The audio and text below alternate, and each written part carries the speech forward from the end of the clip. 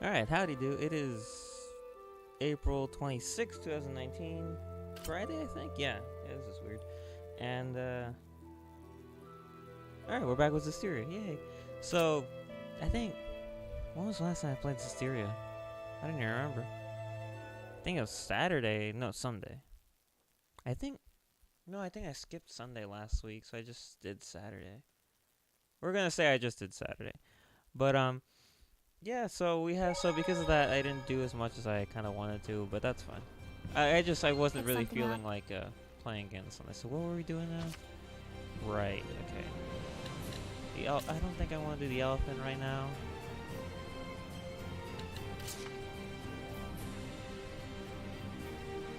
Oh yeah, we already talked to the border patrol.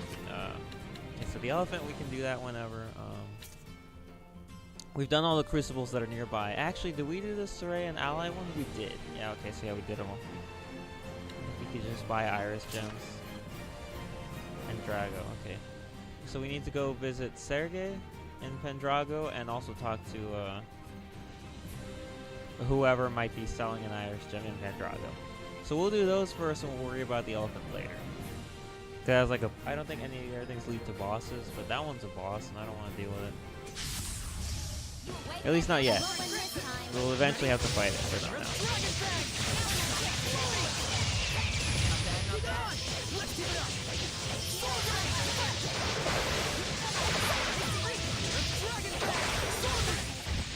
Yeah, we did it!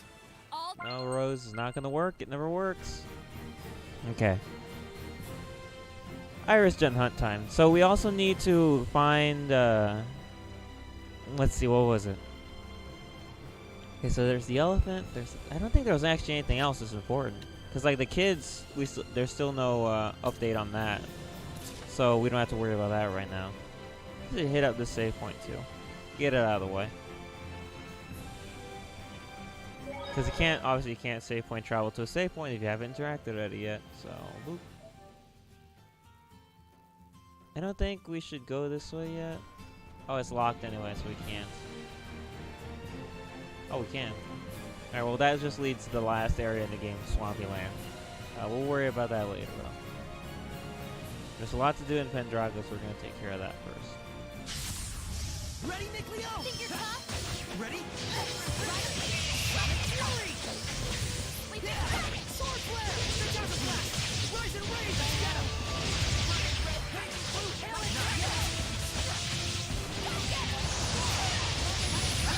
Tiger blade! Sonic flurry!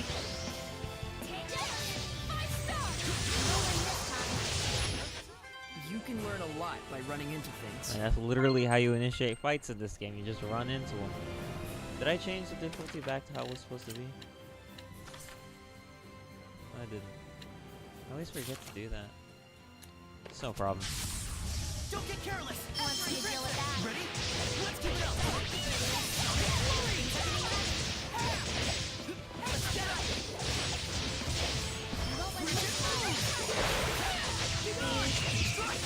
You want it here!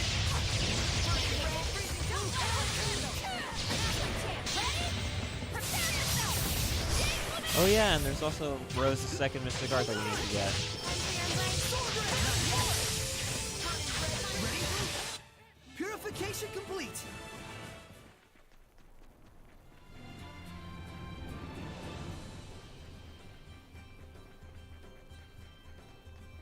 We'll get that one when we get that one. It was defeating 30 like the altered monsters. Awake, Edna? Rolling this time. Get on! No escape! Sword rain! Or next time, really. I don't think we left any behind, did we? I think we did. Yeah, there's one I can think of that we left behind. We'll have to go back and fight it now. It's where is it? Like the Lamarite too? No, yes. I think it was. This is It's nothing. wherever that Seraph was. That one time. And I think that's the only one. So look up the map and we'll do it that way. So Lake Haven Heights had the dog. We beat that one. Done with that. Falkwind Hillside had the Bird, we beat that one. Glaven Basin, it does have something, but not yet. So, Volgren Forest. There wasn't one in Volgren Forest? That's weird. No, not that I remember. The Meadow of Triumph had the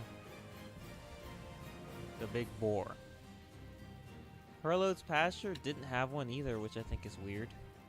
Briarcliff Ridge had the centipede, I believe, or the millionpede, which we already defeated. Avery's Hunting Ground had that one enemy, which we already defeated. I don't remember what it was called, but big one. Western Bolt Gorge, I don't remember either if it had one. Zapku Moor has the elephant. We haven't beaten it yet. And other dungeons. There was nothing there, nothing there, nothing there, nothing there, nothing there. There was not one in the water trial. I don't think the trials had any of them.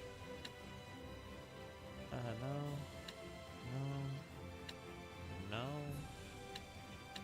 It's not worth trying to remember, honestly. All I know is that there's definitely one that we haven't fought yet, and that's the one at one of the caves. Good to go, Will?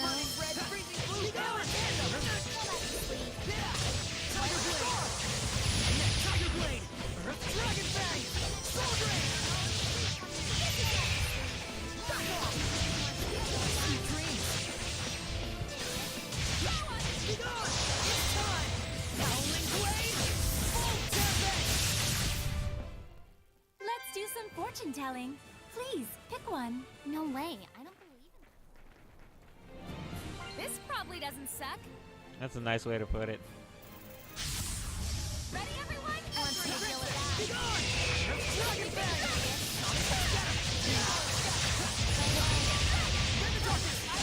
Searing Gale!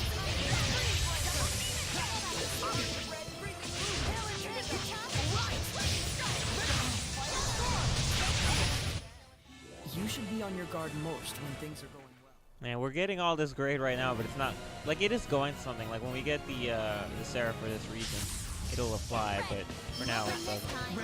I remember where the Sarah for this region is, but we can't get it until we get a new quest prompt from Rose. So once again, we'll worry about that later. Let's see you deal with that.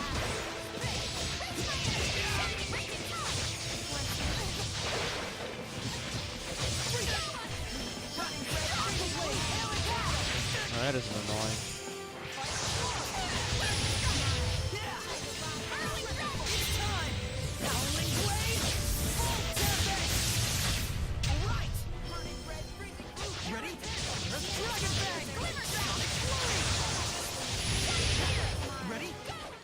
Purification complete.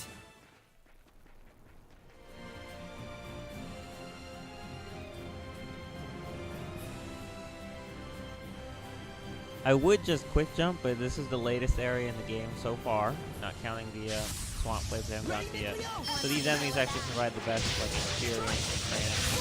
So I want to fight as many of them as I can. Because the closer we get to Pendrago, the weaker the enemies will be. Also, I don't remember if I covered this last time we streamed, or if I forgot, but that trophy that we got, like a new challenger or whatever, that was for beating the boss of the wind trial without using items. You were quite strong. That's why we got it. And the fierce battle at Falkland Hillside, I think, was for beating Rose without using items, which I think is odd, because I think it's one I did. Unless the time that I did was when she beat me. And then on the retry I didn't. I don't even remember. I think it's one I used items.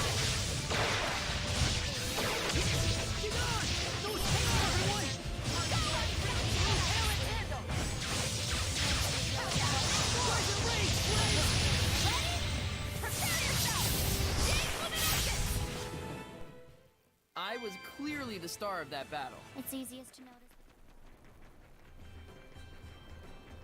165 EXP only.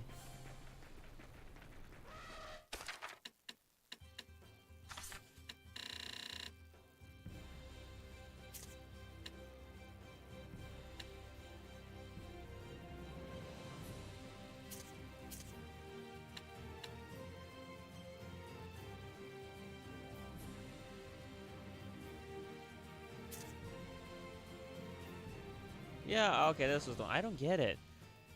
Unleash a Mystic Art with your SC at max. How do you do that? Because, like, swinging your sword once costs SC. So if you have your 100, you do one attack, you'll no longer be at 100. It's kind of dumb.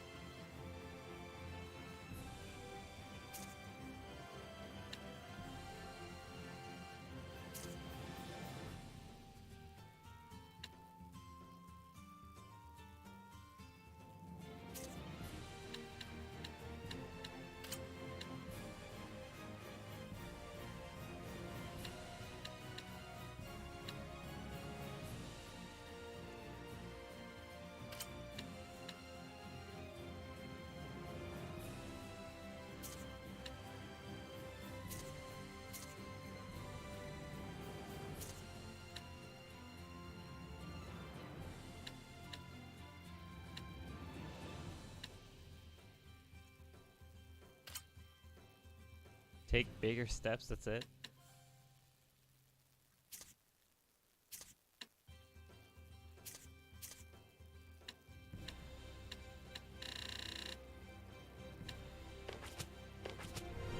Oh, yeah. Actually, was running over here to fight you anyway, so. We won't be defeated. Be gone! Howling Cyclone! Freeze and fracture! I keep wanting to, like, replicate the fight against the wolves again, but like change the battle blitz because I want to know if the battle blitz actually affects the EXP. I was always under the assumption that it did. But the only thing the game tells you is that on the higher difficulties you actually get less EXP.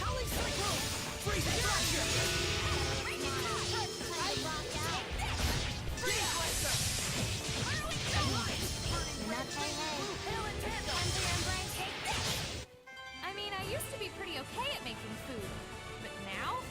Really? I mean, at least you were pretty okay at one point. I've never been good at making food. Oh, I'd never hit up the save point over here.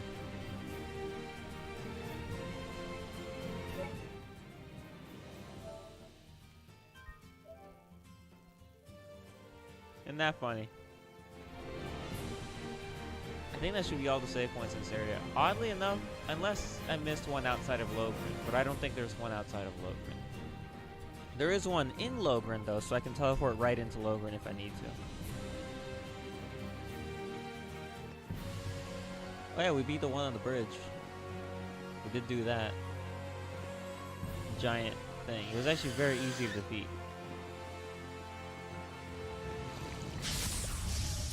Let's take longer steps effect, like walking outside of battle or in battle. I hope it's outside of battle. Anything to make it go faster.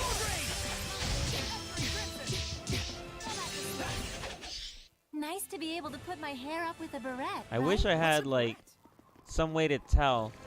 I mean, it is obvious in this game, but it reminds me of Xenoblade Chronicles 2. And that one, you can actually increase your running speed by certain things happening. Can't remember the exact requirements for it. But you could do that. You could get like items or something that say like, okay, your walk speed is now faster, your run speed on the overworld stuff. But it never increased at a rate that I felt was super noticeable, to be honest. Like the only way I would notice it now is if I played the game, ran around for a bit, and then started like a brand new game and ran around for a bit. Like, I don't think it increased enough, in my opinion. Luckily, it doesn't have, because I feel like Xenoblade Chronicles 1's areas are much bigger than 2. 2 still has a pretty nice area, but 1's wider, and I wish that game had that, to get rid of move faster. You can do that. You can increase your character's walk speed in that game or run speed in that game on the overworld, but it costs equipment slots where you could be putting something more valuable in.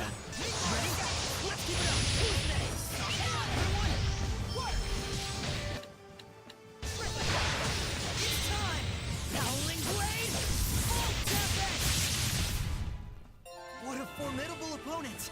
Hey, Zavid leveled up. I almost forgot I had him in this team. That's an exclamation point on the map.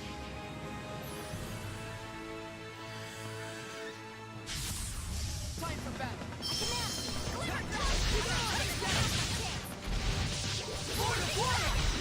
Blue flurry! They're resilient. Don't just start instead of. Right! Three become one! Trinity arrow! Here's the sky! Ready? Prepare yourself! James Luminescence! Here's the skies! Arrows call! I think the really dumb thing about that attack is that if you get hit before you launch the arrows, it doesn't count. And I'm like, that doesn't make any sense. Three become one! Trinity arrow! Open the front gate! Bubble arrow! Ocean flex! Now's my chance! Blue flurry! Ocean flex! Purification complete! That was a tough enemy. Let's prepare for our next battle. Huh.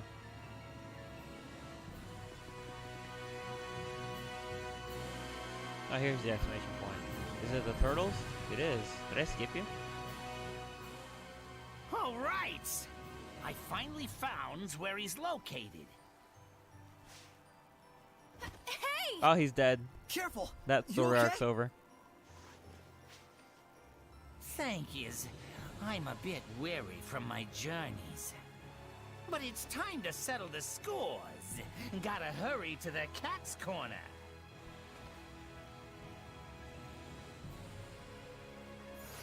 The turtles. He's still hurt. He's going to Cat's Corner, huh? Is he going to have a duel there? It's the illusionary village where cats live. It might become a huge cat and turtle free-for-all. So, I wonder, where exactly is this Cat's Corner? I've never heard of it before. I don't know much either. We're gonna have to do some research. Let's start by asking Seraphim, who are knowledgeable about regional lore. Good idea. Guardian Seraphim are more likely to know something about the lore or legends.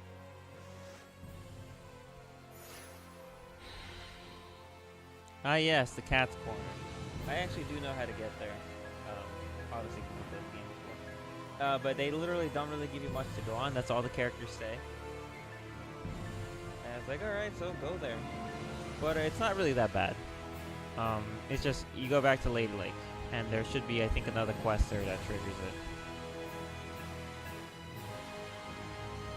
Give me a second while I share something here. Give me a moment.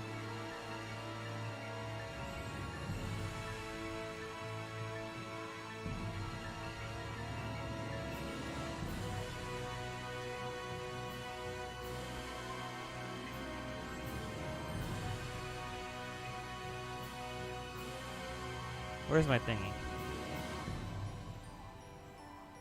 What? Give me a second.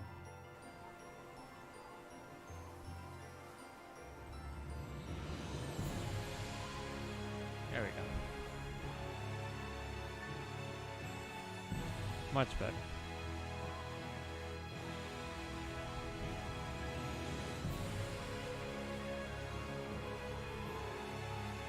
Why is it? I'm on Facebook. I'm just trying to post some stuff. Like more links to the stream. I always forget to put it in more. I usually only put it on Twitter and my Discord. And then it's like, alright.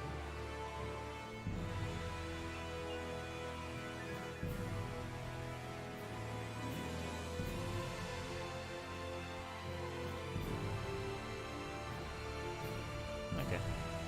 That should do it. I didn't double post, did I?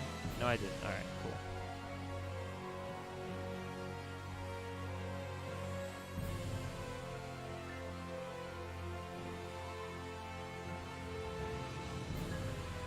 Oh, and doing that, I forgot to pause the game, so my run speed didn't run out.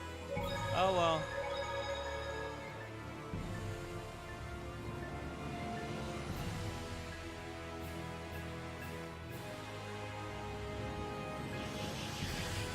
Will they ever clear up this bridge?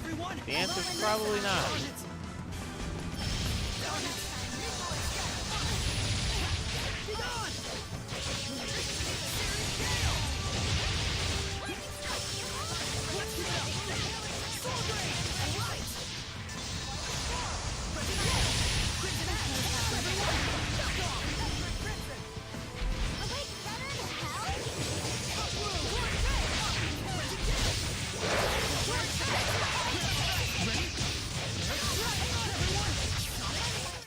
Be sure to let me know if Good to go, Rose? burning red, freezing blue,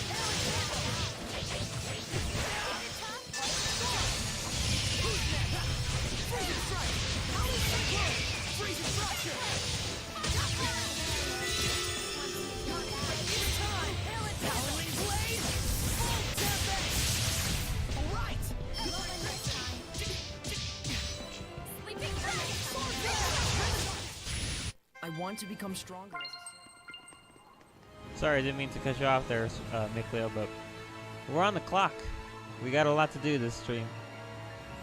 I hope to be done with the Iris Gem hunt this stream. Once again, though, I don't know how long that'll take because I don't know how many gems there are. I don't think there's that many left. I don't remember this part taking super long the first time I did it, but who knows? Ready for this? Burning red, freezing blue,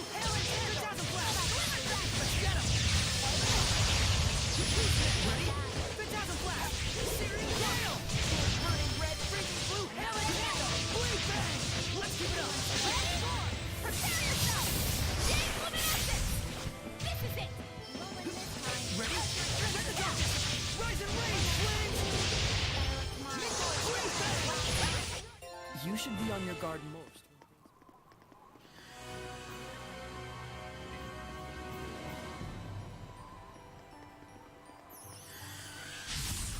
We're here to purify you.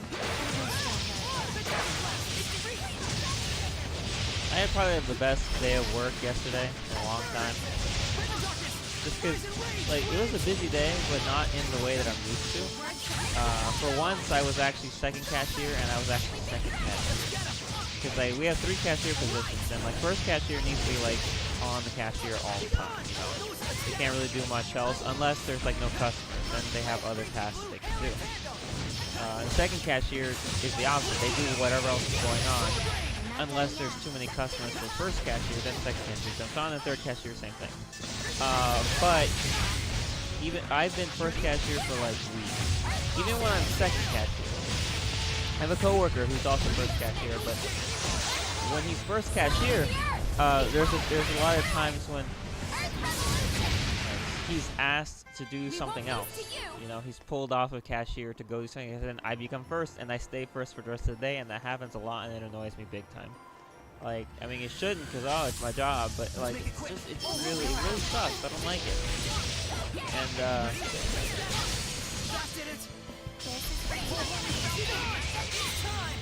but yesterday, I was second, and I stood second all day. I did jump on cashier a few times, obviously, when the line got a little long. But most of the time, I was able to do other things. Help out around the store, handle some boxes. We have so many boxes. So, you know, that made me happy. Glad not to be stuck behind the freaking cashier dealing with customers all day again. No offense to customers, just, you know, gosh dang. Some of them can be a little pesky. Not all of them, luckily. Looks like we win. I think I've met more... I don't know if it's I've met more nice customers or I've met more whatever customers. Not like bad, just like they come in, they give me my stuff, they pay for it, they leave, you know, and they say like, hey, hi, thanks, and that's it. You know, I think those have been most of my interactions. Some customers, you know, talked, been a little chatty, which isn't bad, you know, I'm totally fine with that. It's not like it annoys me or anything. Oh yeah, I still don't have the gold key.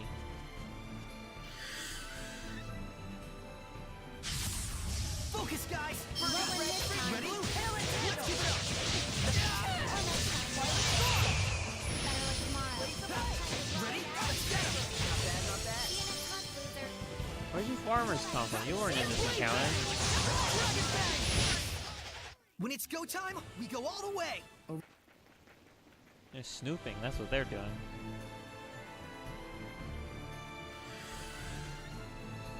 No. It was in the something caves, which are on the next screen. They're at the south of Perlet's pasture, I believe.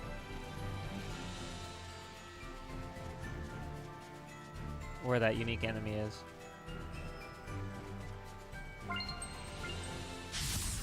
Good to go, Rose? Ezra Crimson! Be gone! Let's get him!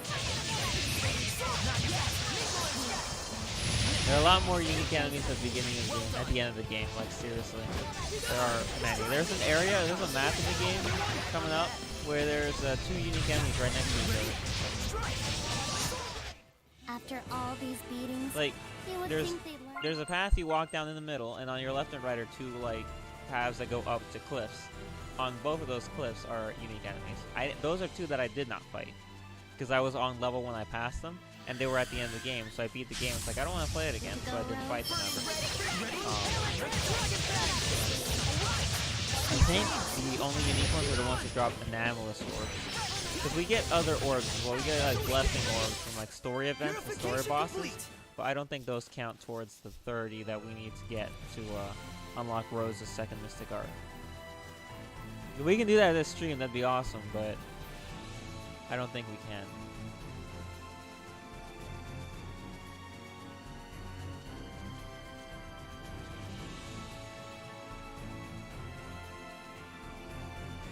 It's always back to Pendrago, isn't it?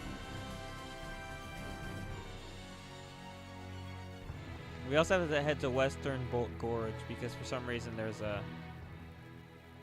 notification over there.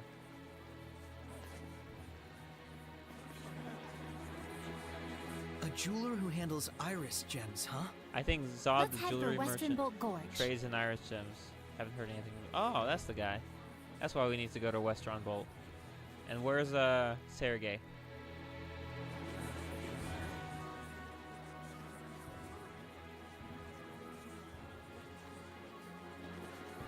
He's probably dead. That's not a nice place to be. So that's why the map was telling me to go there. Okay, so those are one and the same. I kind of figured. And there's Sergei. What's going on, dude? What is the Night Squad thinking? 10 people have been killed already, and they haven't a single clue. We took care of the serial killer. What are you on about? yourselves. We are doing our best to find the culprit. But that means nothing if you can't catch him. There's a murderer on the loose. I understand your concern, but please believe us. I swear on my honor to find the culprit. Huh. Rumor has it you have your eyes on a different kind of honor. Isn't that right, Captain? Starting to butt into politics more, aren't you? So that's what this is about. Of course, political power is more important to you than citizens' lives. No, I would never do such a thing. Everyone, the affair with Cardinal Fortin is still under investigation, and the Knights are shorthanded as a consequence. These Knights are only human too. Please, don't judge them so harshly. Thank you so much for your kind words, Father Amathor. Humans are weak, and we must all acknowledge that. Evil lies in the people's hearts, especially those who allow themselves to fall to their own arrogance. Indeed. We are weak creatures, but that is all the more reason for me to work harder. As expected of Captain Sergei, salvation shall come your way when you are in need. Do we trust that guy? Well, I mean, I guess the church needs another political figure since we killed all of them. I do apologize, but such is the situation. I must go join the search squad. I wonder, could Hellions be behind all these murders? Let's check it out. How? Is a better question.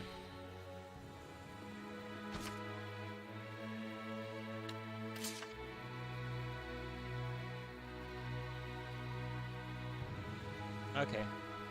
I kind of figured when I saw these people over here. What I know, the burglars always happen at night, but what I don't understand is why they haven't found a single clue yet. Sounds like this Hellion is nocturnal. Let's wait until nightfall. Something just doesn't feel right. What is it? How should I know? It's just a gut feeling. Trust Rose's gut. She kills people for a living. She'd know. Yeah, but seriously, I guess we're gonna... Man, why does so much happen here at night? This city sucks. No wonder they were worried about the cat seraph that we had to leave behind here. Bad things happen here all the dang time. Like a second home.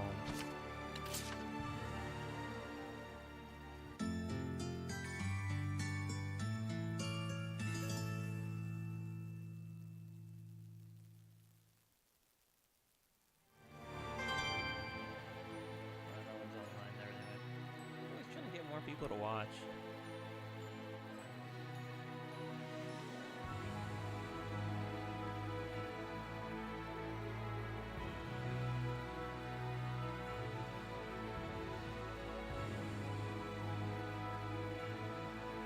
Okay. Is it night now? Yep. This gives me the creeps. It's like something's going to pop out. Did I scare you? No, I just have a bad feeling is all. I don't remember what happens here. Hopefully nothing terrible, but Rose isn't feeling too good about it.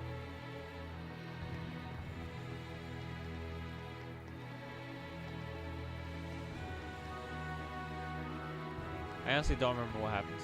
Okay. At the church. Of course. Everything bad happens at this dang shrine church. Saray, over there! Oh, hey, it's, Sergey. What's up, Sergey? The culprit's inside the church! She's been poisoned. Or he. I didn't know if it is a person with... What? Who's the culprit? The killer? Why did he go into the church? I mean, why else? It's a good hiding place. This place is massive, remember? All that work we had to do to find Cardinal Fortin in here? Oh, well, that was a quick character establishing moment. It wasn't just me. He does sound creepy, right? Dead? I didn't say it, but... This is not death, but salvation, good Seraph. I have purified the evil. He heard my voice? Why so surprised? You were the one who showed me the way in my dreams, time and time again. That the world's salvation was my sworn duty. You call this salvation? This is massacre! The blame rests on them. They could not admit their own weakness. Instead, they would blame their own country, the knights, This is even a the really church quick for their turn. We own just met blasted this character. misfortune. Such disgusting vermin. What would you call their illness, if not malevolence? Are you serious? Quite, I assure you. This world is so hopelessly smitten with malevolence. If I do not dispose of the evil ones, there can be no future. It may seem cruel, I know, but it must be done. That is my sworn duty. Lila, is he? No, he's not a Hellion. He's just a little nutty. A tad. Father Amathor, you are under arrest for mass murder. You assume I can be bound with the laws of Well, man? yeah. How foolish. But then again, who could blame you? I am all too aware that your brother was killed by Cardinal Fortin in an attempt to fight her. He must have been but a weakling who could do nothing but blame his misfortunes on the church. And oh, you poor soul, who's been working so hard to atone for his sins, your heart is truly worthy of salvation. How dare you? Enough, Saray. What he says isn't far from the truth. Of course it isn't. Please, confide in me. At this what troubles particular you. moment, you do. After all, it is my duty to save lost lambs like I yourself. say we change this guy's name to Remiel. Soleil, Seraphim, I beg of you, please, don't abandon us humans.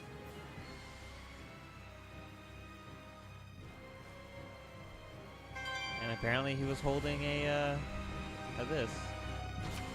Green Iris Gem Veer.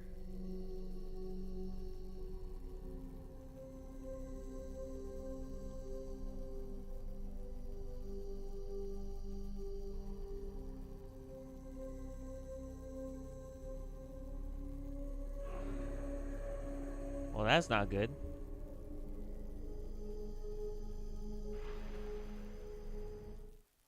What was that? That baby? That can't be real, can it, Lila? How could anything like that happen? The Earth and Historia record the events of the past. So, that really happened? And it wasn't just some random tragedy. You couldn't do something What, like that turn a baby without into a using Hellion? seraphic arts. You mean a Hellion or Seraph used an art on humans? Most likely for revenge. Pretty disturbing art. No, more like pretty disturbing art user. But his family had nothing to do with this. Maybe the goal was to rob him of his purpose in life. Way more brutal than just walking up and Not killing wrong. him. But surely no one deserves that kind of treatment. No matter what they've done. You would think that.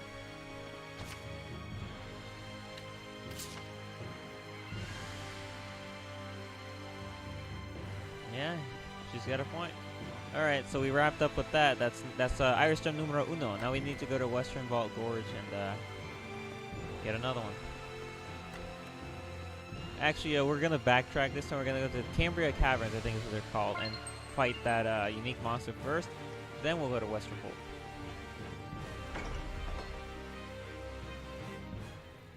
I think I understand where I got that weird feeling from. I couldn't sense any murderous intent behind this incident. Didn't that priest refer to killing as purifying? Guess he's dedicated to his cause. He really believes he's saving the world.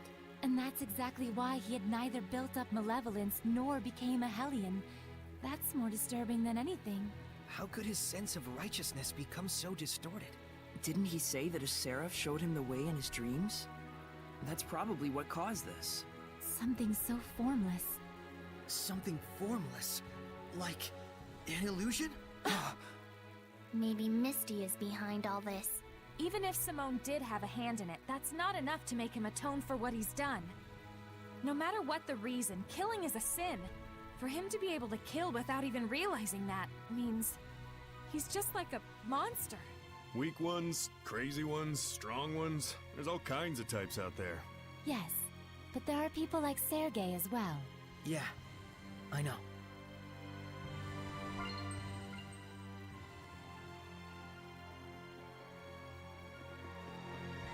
That was a nice story. Very brief. I mean, who else would kill the killers except for this? I mean, kill the people except for this new character we've never met before who is very creepy in the way he talks. I mean, could you not see that coming, I guess?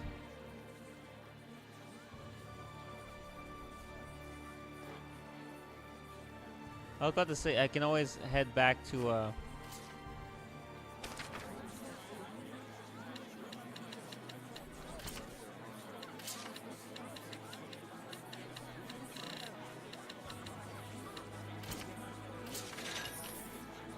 what's it called?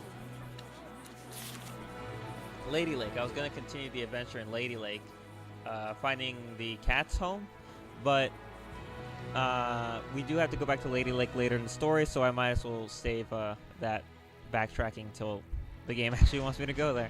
We don't actually have to go to Lady Lake, but we got to go back to the Falkland Hillside region where Marland is. And so Lady Lake's right next door, so we can totally just go there and take care of that. Or should we? Because the Falkland, the Cat's Corner ends in a boss fight. If we go to Cat's Corner, there's a boss fight over there that I did. It's not easy. Not an easy one at all.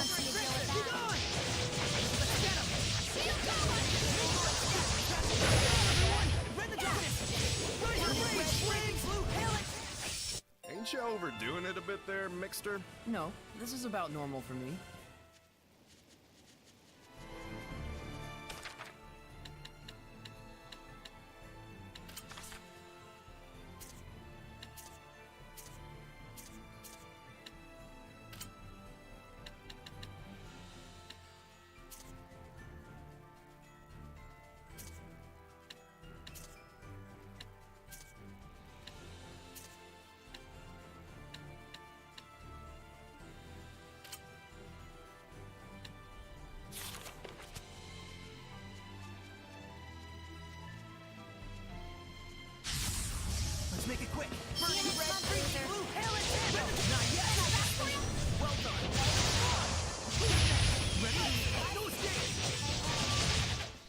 I'm on top of my game. I just find it interesting that some people just are not available to stop by my streams. It makes me sad, but I can't really blame them. People are busy. Busier than ever, you know. And Pete can't come today because he's busy with school shit. Well, not even school. It's a combination of school and no, yeah, I guess it is all school. You've been telling me how busy he is, so you know I can't blame him for that. And other people I think work at this time. I know Delta. Delta, man, it really sucks. I really wish I had figured this out sooner because Delta, the only stream of mine he was able to catch was the one that broke apart and fell apart. It was I think the third or fourth Zestiria stream. So he came in and the stream started breaking down, and then I had to end it prematurely, which really sucks. That was the only time he's been on stream recently. I know he was on like he was on for one of my Hyrule Warriors streams way back in the day. I was streaming more Hyrule Warriors, but not really feeling it. Like, you know how long my Hyrule Warriors stream would last? Like an hour. Not even 30 minutes maybe. I just like I'm still kind of burnt out on it. I played way too much of it. Also, all this stuff, all the objectives I need to do on the adventure maps involve using the new characters, and those guys are very low level. I don't want to, and then they cost so much money to level up, and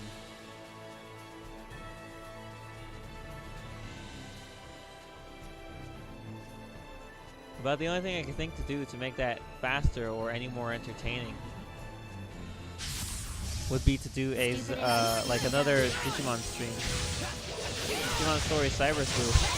It was Hacker's Memory, or was it the original? It was Hacker's Memory. I did it like a 6, 7, 8 hour stream where you can't find it, unfortunately, because the stream was You should be on your guard most. I was playing music during it. It was that stream would have been copywritten and deleted to hell. So I didn't save it, obviously. It was just for the moment. But I should do that for Hyrule Warriors. Just like play the game and put on some music and just do a map. I think it was in the Master Quest Adventure map, the bottom left corner. That map is like it's a map that lasts like 10 minutes, and it's like defeat enemies. And I did that combined with like the EXP, buffing weapons, and just I would level up like 5 or 6 times every time I did it.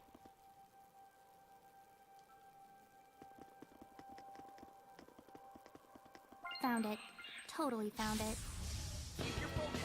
Turning red. Ready? Hail it to a stick. Blade bang. Glimmer Dragon! Let's see you deal with that. Ready? Get on! Don't escape! Be sure to let me know if there's treasure nearby.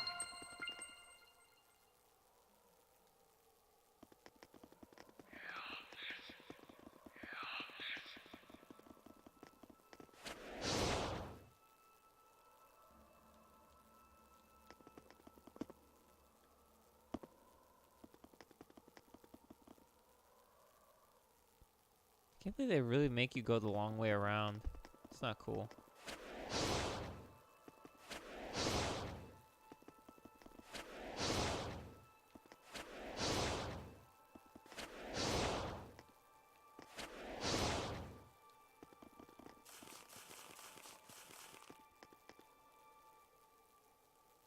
Oh my gosh, it's such a long way around. Why can't that path just... Why can't they just wind step across that path? Gain the option to either wind step across that path or drop down.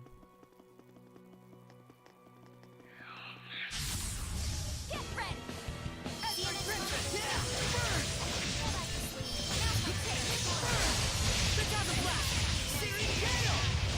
Not yet!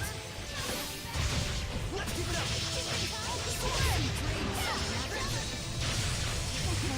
Aqua Blade! How did you freeze my life? Women in battle are gorgeous. Ain't that right, Saray? Sure. Come on, man. Don't expect too much out of Saray on this. And one day there'll be a RPG protagonist who isn't a total prude when it comes to that. I guess Yuri was kind of like that in Tales of Zestiria. Kind of. That's what kind of. Let's keep it up. Not yet. It definitely wasn't approved. Let's keep it up.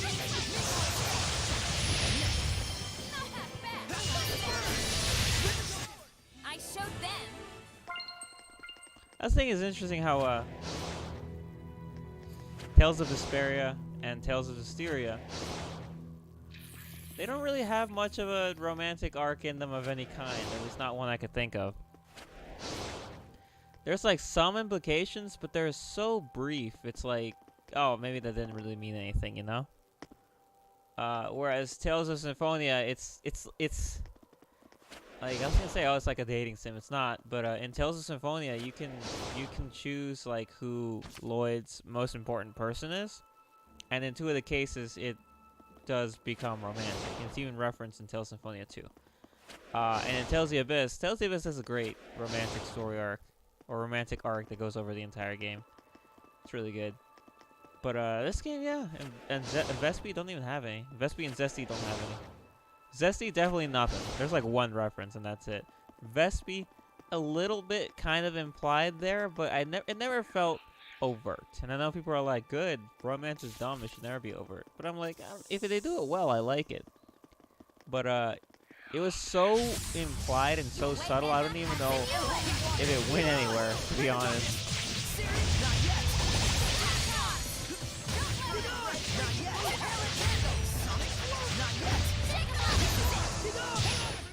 Victory is ours.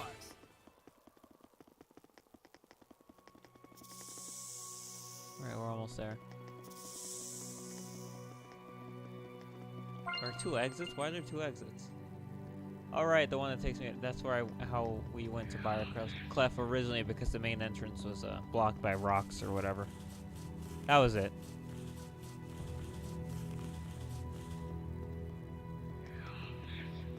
It's here, right? Yep, okay, we made it.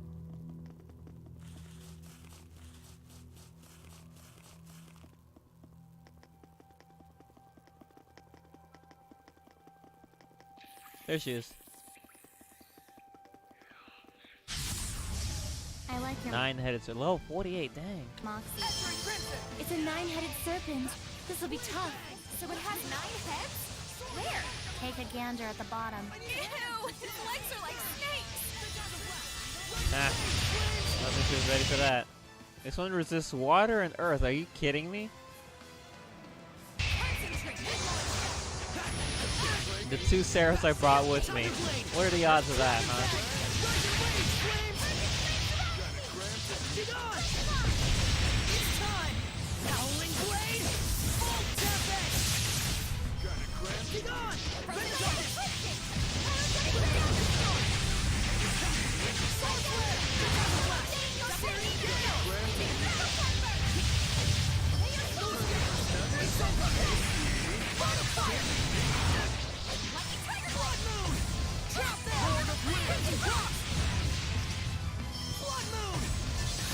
This might be bad. Get lost!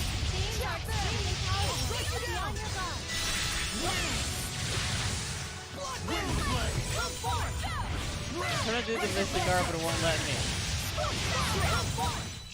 We're survivors, no matter the odds. I could have gotten so much more by killing with a Mystic Art. I don't know why that happens. Sometimes I just can't Mystic Art. In Armatized mode specifically, for some reason I banish Blast instead. Steady your nerves. Better look smile. Ready?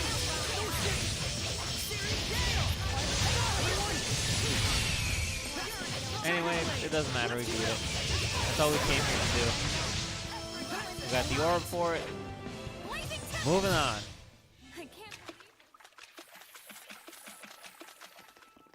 Oh, that's gold. I thought it was silver at first.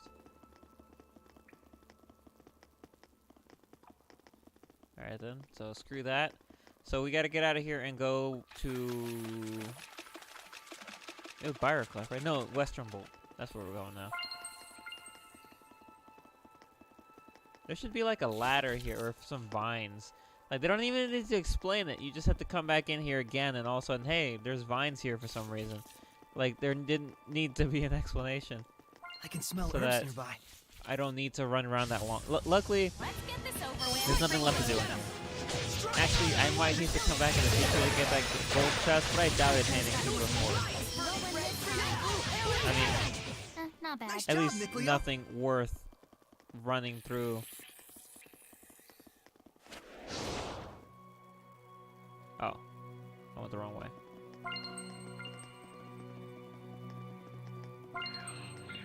Is there like a side quest where I can pay the border guard like 50,000 gold to build a little wood bridge there? Because I'll do it. Like, I don't care how much money it is. Just make it so I don't have to run around the long way again. Alright.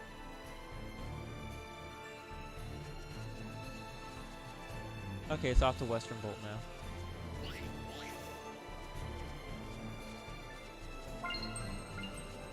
Hi viewers.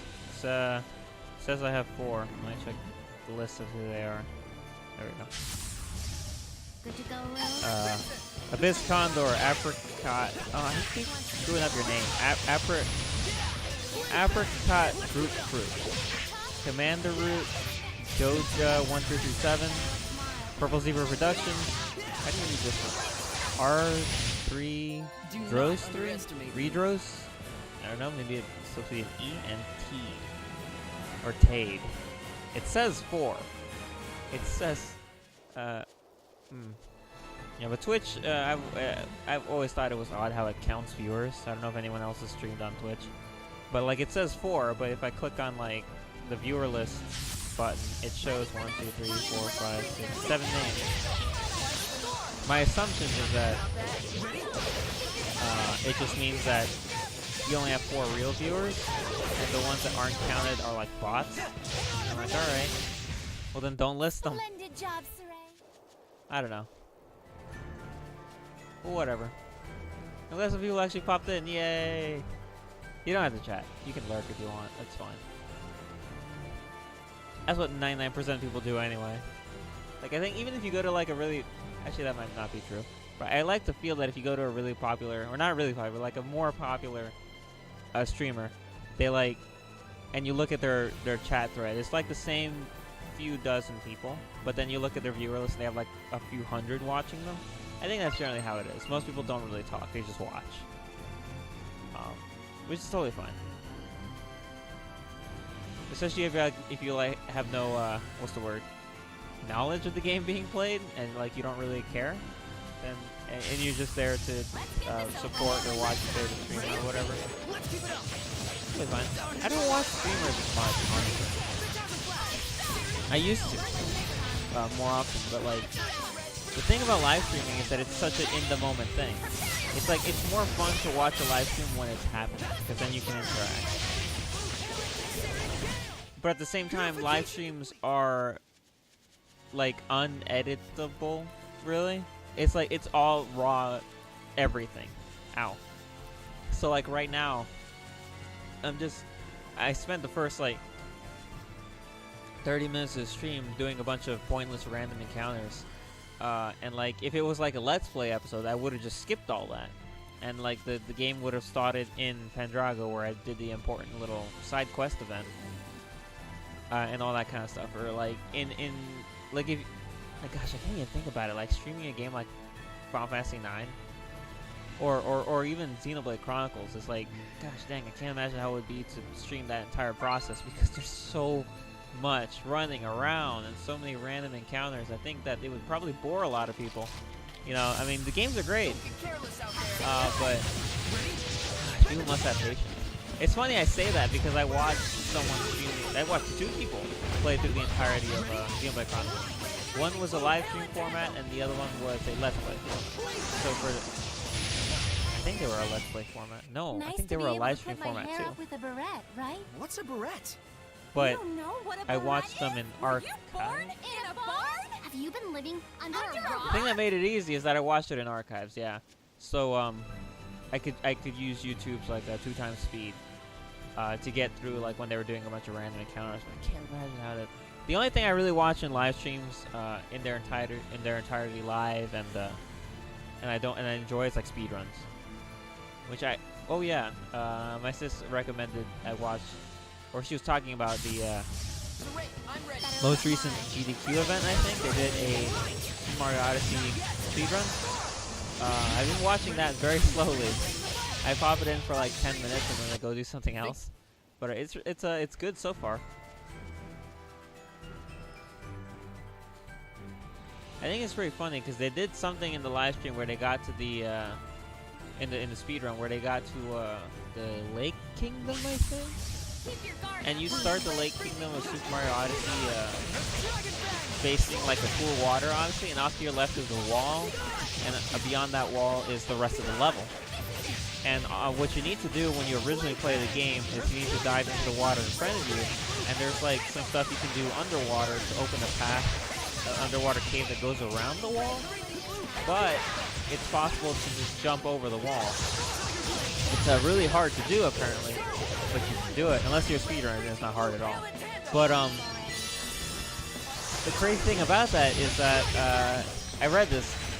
If you do pull it off, there's a character who's standing nearby that wall who'll be like, "Awesome, dude!" And it's like they knew that it could be done. Let's do some fortune telling. Which I think is pretty cool. Pick one. So, which side is the front? David, are you asking me out? I kind of like your interpretation.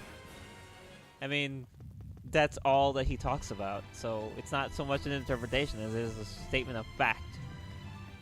Oh, right, these people. I think this is what we were coming here for. Are there any herbs around here? Man suddenly attacked me and ate my iris gem. Ate the iris gem? That sounds like a Hellion. I mean, one hopes. What herb? There it is. It's behind you, people. Get out of the way.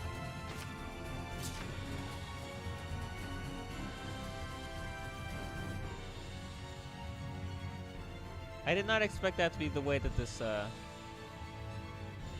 quest was going. Some man, that's funny because people can't tell what a Hellion looks like. They assume the silliest things, or they see the silliest things. They saw some dude just grab a jewel and jam it in their mouth and eat it.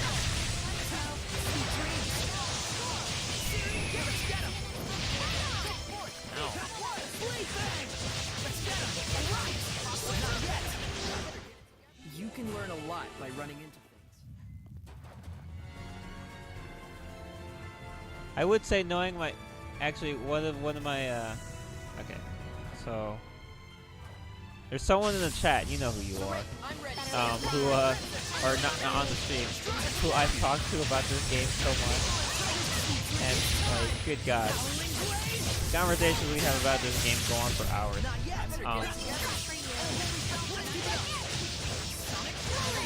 Man, those talks are fun. I really do wish that one of them was recorded. But I mean, that's the whole point of this stream, though. The stream series is basically my conversations only lengthened over the course of the entire game, because this game is what's the word? Not good, I guess is the word. It's the way to put it. I mean, where am I supposed to go? It said someone ate it.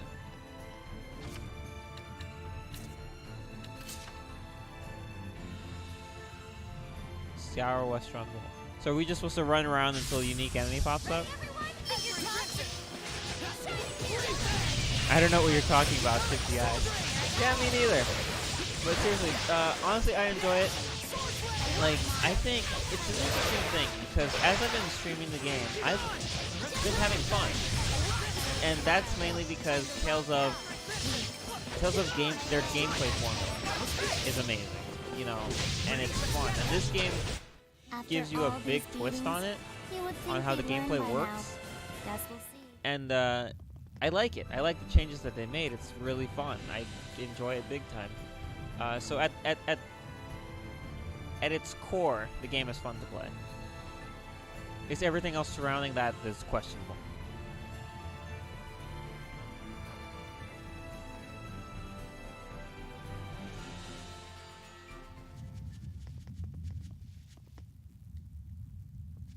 Gosh, the trials were fun. That was honestly the best part. Oh, definitely, the gameplay is the better part of most Tales games. Yeah, I'm not surprised. I think of the 5 that I've played, of the 5 Tales games that I've played, the ones that were all best handled were Symphonia, Abyss, and Vesperia. Very well handled. Vesperia was really weird. Like, out of the three of them, Vesperia was the weirdest one. It was a great game, but it was weird. Like, the way that its story was told and how it handled its villains, its antagonists, was unique, I would say. Tales of Symphonia 2 screwed up on both aspects. Not only was the story terrible, the gameplay wasn't even that good. Somehow they screwed up Tales' gameplay in that game. I don't know how, but they made fighting not fun. Or at least not as fun as it could have been, which it's crazy how you screw that up. I'm guessing that's probably it. Looks unique to me.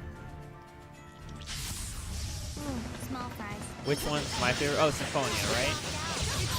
Abyss is my favorite. Of all the ones I played, Abyss is still my complete total favorite.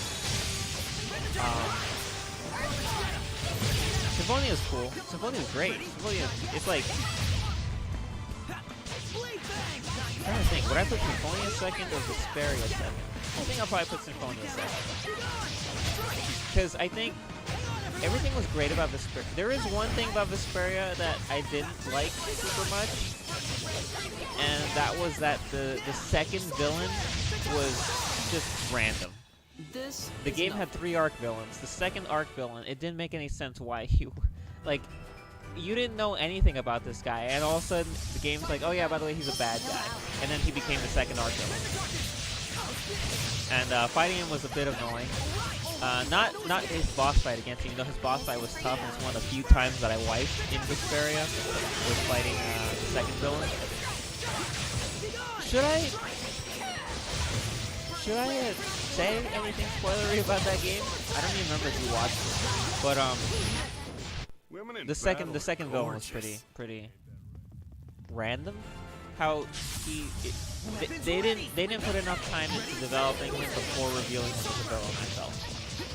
That was probably the weakest part of the game. And then the ending of Vesperia, it's super normal, I guess is how you would put it. There's one aspect about the ending that I thought was super surprising, but the ending as a whole is very simple. It's like the final act of the game is the good guys trying to save the world, and then they save the world, and the game ends, and that's it. You know, it's nothing crazy or mind-boggling. It's just that. Yeah, but that's all I'm trying to say. Those are really my only 2 big issues with Vesperia.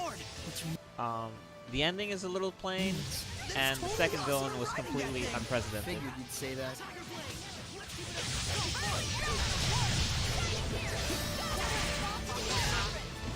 The first villain was like,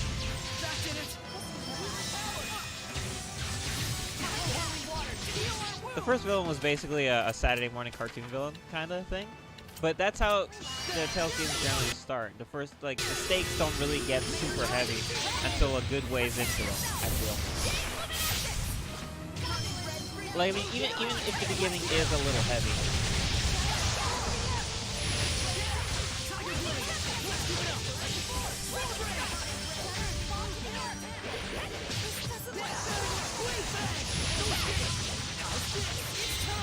The storm is coming! With all my strength, I shall smite evil! Ghost divine wrath! Purification complete! Wow. That thing died a lot faster. I honestly thought I was going to survive that. I didn't see his HP at all. Anyone keep track of that? And for some reason, we only... I think we should have gotten more grade for that. Earth and Historia! I definitely think we should have gotten more grade for that. Green Iris Gem Spoon. Oh yeah, this game has a lot of flash.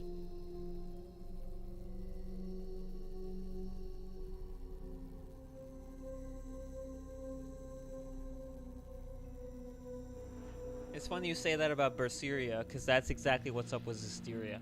The villains are like, huh? He tried to kill himself so many times, and yet, in the end, none of it worked. But wait, that's weird. You'd think at least one of them would have stuck. He probably wasn't serious about it. He sure as heck looked serious about it. Yeah. It really felt like he wanted nothing more than to die. I'm guessing this isn't a coincidence either. Hard to say. The more we learn, the more mysteries we find. That's pretty much how the world works. So I'll take a little break here because I want to comment on what both of you said. So yeah, the game can be pretty flashy. It's very quick and a lot of explosions going down. That's because, as I've said a few times, this game is really weird in that there's no healer. None of your party members are healers. I don't like that. You have 6 characters. These 2 are the only attackers, Soraya and Rose. Mikleo, Lila, Zavid, and Edna are all spellcasters. Like, Zavid is probably the most, like, middle ground. Like, same with Dezel. But he still has a lot of spells. It's so strange. So because, like, 4 other party members are always casting magic, it's like there's always something crazy going on. And the mystic arts in this game are very in your face with their flash. Like, and they're all very quick too. Like, they happen super fast. And I think the reason they do that is because you can do them like so often, and everybody has access to them. As like, that's actually something else. That's another problem that I have with that's another problem I have with Zestiria from the gameplay perspective, is that only one person, if you're going to use a mystic art, it has to be one person. You have to decide which character's mystic art you want to use. Not everyone has, only one can use that at a time. I never liked that. I thought that was very limiting. And that's because this game, you can use 6 mystic arts in one battle. Like, you can have Soraya use his, Rose use his, Mikleo use his, Edna use hers, and then you can swap in Zavid and Lila and they'll use theirs. Because the computers will automatically use their mystic arts. They won't wait for you, unless you ask them to wait. Otherwise, they'll do that. I didn't tell her to do that. She did that all on her own. And I actually really like that, because mystic arts are super powerful and very useful, so having the comms know that and have them use them is good. It's been so long since I played Tales of the Abyss. Do you remember if computers used overlimit, or did you have to actually overlimit? I think you did. But once again, switching characters in Tales games is like, boop, boop, and there, I'm playing a different character. So, like, if I really wanted, that's what I did in Tales of the Abyss. If everyone had their overlimits ready, I would activate them and just swap through all the characters and use their mystic arts. No big deal.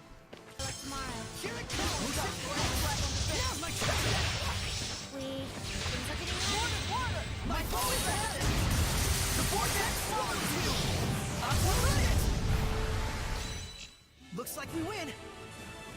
Also, what's really interesting about the mystic arts in this game that I didn't realize until I started streaming and I started using them is that the artwork is all full body.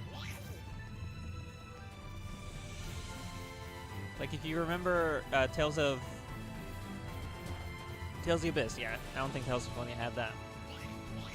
The first mystic arts for all the characters are face cut-ins, like the long vertical strip of a picture. And their second mystic art is like a full body thing.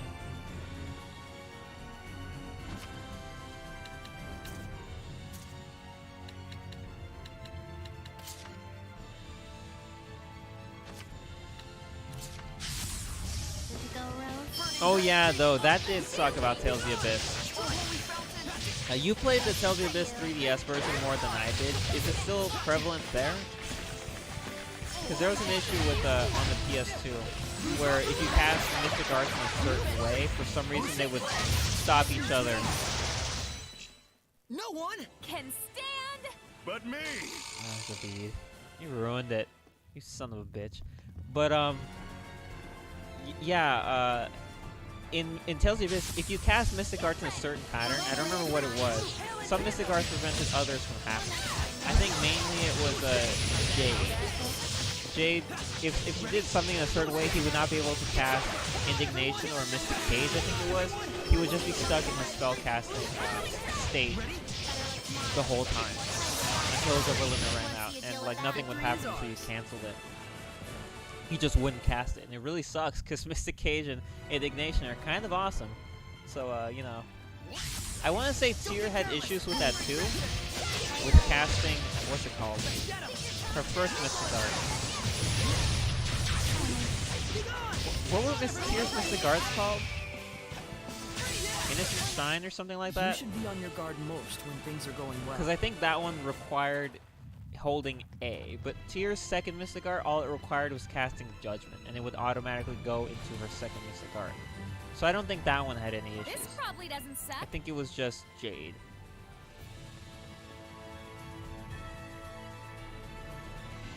Yeah, it really sucks, because Mystic Cage is so awesome. Yeah, Persea was the only one that had full body. Yeah, and that was only in the Japanese release.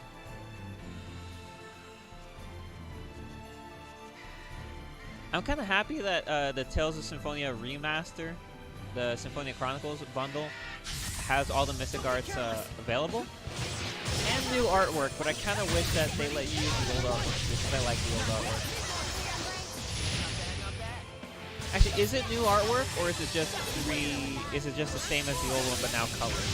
Because Piece of cake! Hey, it wasn't that easy. That was a cinch. It was a little easier than that. Then what was it? A piece of cinch? I love that conversation. I'm trying to remember if it was like that back in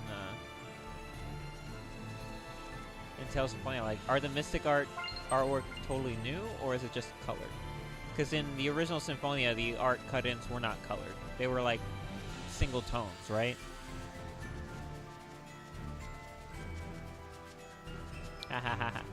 Probably. If anything, because I think Purple Zebra, I think you played Tales of Symphonia with us. Not much. But I don't think you played Tales of the Abyss at all. And that was really no one's fault but Tales of the Abyss's fault. Because the PS2 only allowed for 2 controllers. Purification complete. We got that new thing that allowed for 4 controllers, and then we just never did it. We played with Daimashu once, and that was in the bonus dungeon of Tales of the Abyss. And it was just once that 3 of us played together. We never, beyond that, hung out together, and that, which really sucks. That game is so much fun. Tales of the Abyss, I think, is the most fun out of all of them. Don't get careless.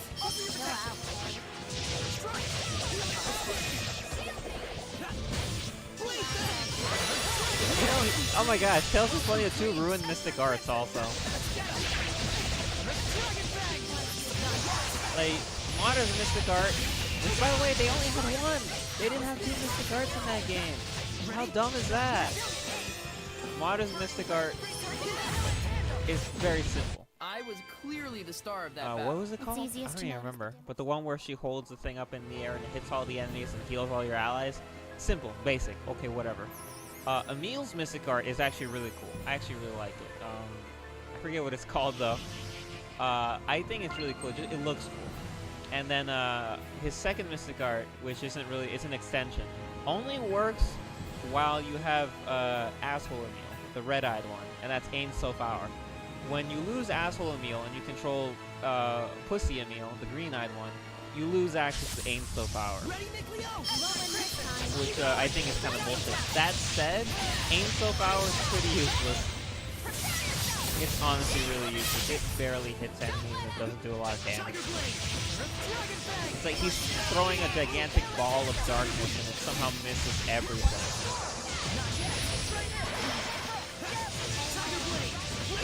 The lines for some of them were new though, I think. Probably. Oh, like the dialogue. I would imagine so, because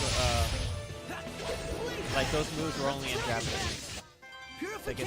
Unless you're talking about like the actual artwork lines, then yeah, I would believe that too. Although we've talked about this at length. But Abyshin, why? Why did they change his hair? I still don't get it. What was the thought process behind that? Because Symphonia Abyshin's hair was red, right? Chronicles of Abyshin's hair is like orange. And they made him Super Saiyan. And I'm like, well, why? His artwork is also orange, right? Or is it still red? Yeah, why did they change it? They didn't need to change it. That's the thing. golden. Like, everything else is fine.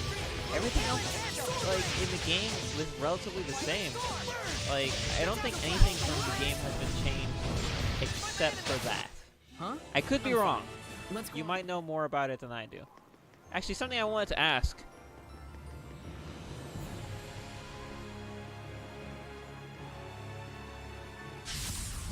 Ready, Nickleo? Something I wanted to ask. For the Tales of Symphonia Chronicles, it's the PS2. It's the PS2 version of Symphonia, so it has new stuff that one has. Does it include a better Nibelheim? Like not better, but like does it have the secret boss fights from the other Nibelheim? Because our Nibelheim had the Hell Knight boss fight and the Living Armor boss fight. The Japanese Nibelheim had the Hell Knight boss fight, the Living Armor boss fight, the Grand Cardinal boss fight, and the Seraphim boss fight. Do we have all 4 boss fights in the new port? Because if we do, I want it right now. I honestly don't know if it does.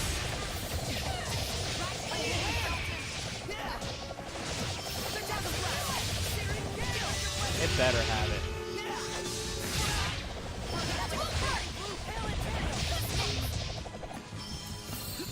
I know I could just look it up, but I always forget to, honestly.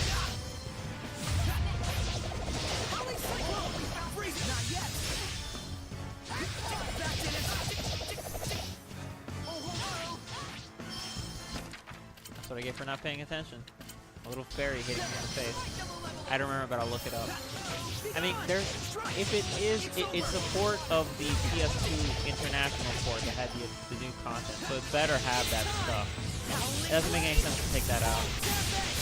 It's like, oh, we don't have the actors to record new voice lines, and I'm like, you don't need to. Just reuse the voice lines from the Mythos final boss fight and the Ewan boss fight, and there we go. And I think, who else do you fight? Kratos, right? Then just reuse his voice lines. You don't need to put any new dialogue in there. Same for the Grand Cardinal. You already fought them in the game. We're just fighting them again. Right? That's what it was, right? The Grand Cardinal boss fight was against... Was it all of them? Magnus, Forcistas, Pronema, and Kavar? I don't think they would use Rodial because he had that weird monster thing. But the Seraphim one was Kratos, Ewan, and Mythos. And it was Little Mythos, right? Because that would make sense. That was how he was when he adventured with them once upon a time. Sorry, I imagine Purple Zebra is like, what are they talking about? And I'm just like, sorry. I just get really nerdy. Little Mythos, yeah, I have a feeling. Like, I mean, it was either that or Yggdrasil or like weird space pod Mythos. But I doubt that they did any of those. I like listening. Yeah, you like listening when people nerd out about things.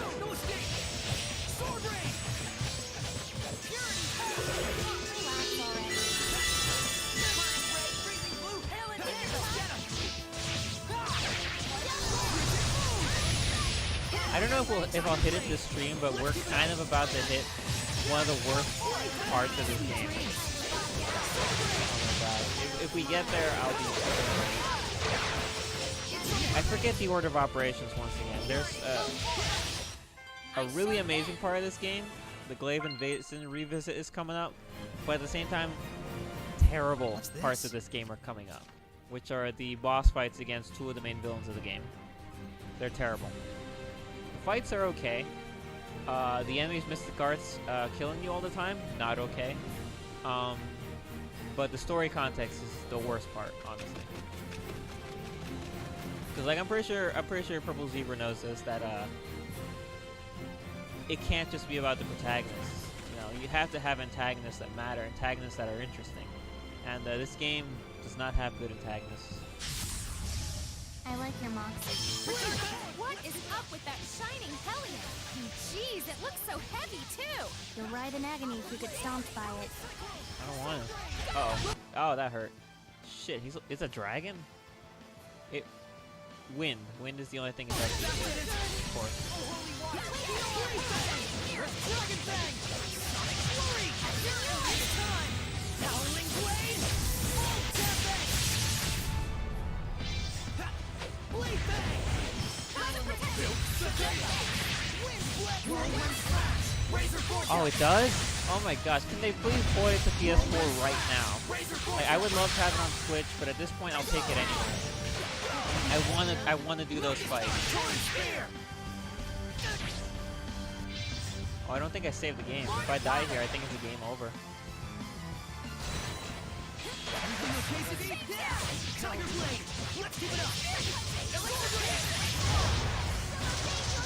So watch out. If I die here, I think it's a game over. That's not good.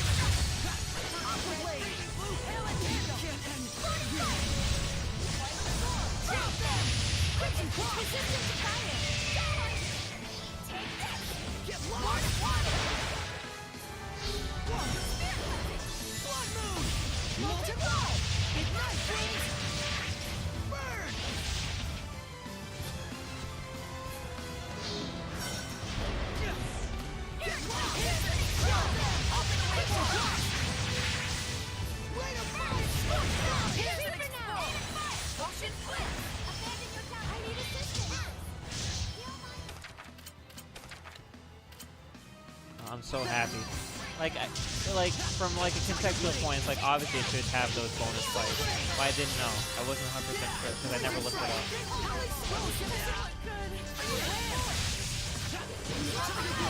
Let's keep it up.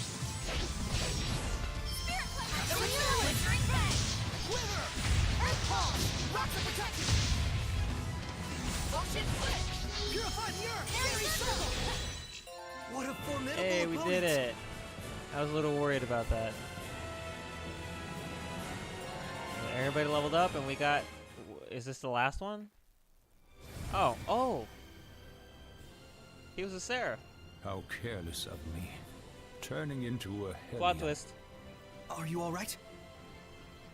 Oh, I must apologize for troubling you, Shepard. My name is Alkin. You must tell me, what did I go and do? Well... You became an Elephant Hellion and started attacking merchants. Oh dear. That made things hard for the people in Logrin. We wanted to do something to help. Logrin? Oh, those devout believers of the Shepherd. Is there no guardian seraph? Not right now. But the people continue to practice their faith, even in such hard times. Oh, It was the work of a Hellion. Don't blame yourself. But nevertheless, I used to scoff at those humans for how easily they would become tainted with malevolence. And then I myself became a Hellion. And in my rage, I destroyed my very own followers. I'm ashamed of I honestly myself. forgot he was here. Hey, what's the use in crying over spilt milk? What matters is what you do from now on, right? Oh, he's depressed.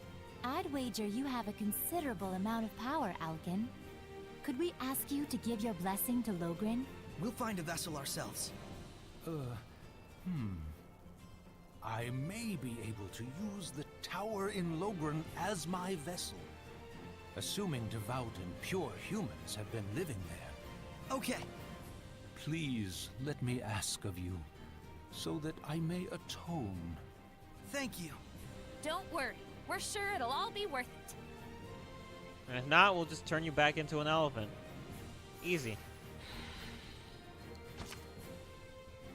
Let's go back to Logrin and tell them that their elephant problems are no more. Hopefully this will make things easier on them, right? I hope so. Oh wait, did that not give me a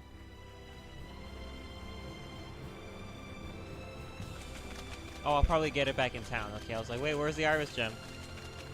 So that was actually the last Seraph of the game. And the last blessing that I needed to restore. So we're done with that shit.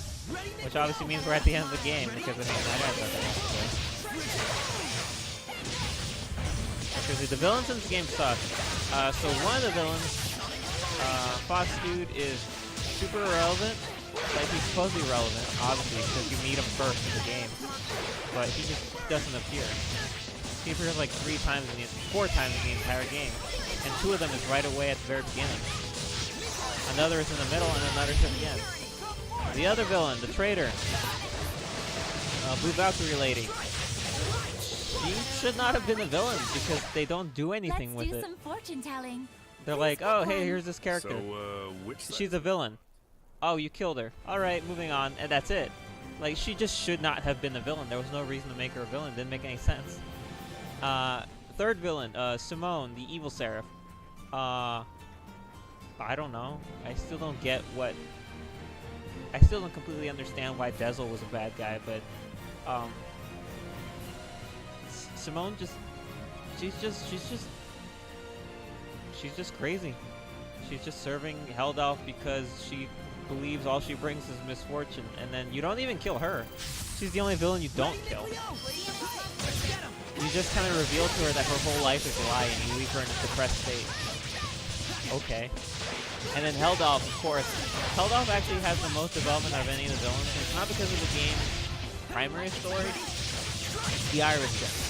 They tell you the story of Heldalf and as a human, and how all the things he went through, all the hardships, everything that made him into a Lord of Calamity, and into a Hellion, became the Lord of Calamity. That's what they do. So he gets the most development out of everything, and even then, he's still just,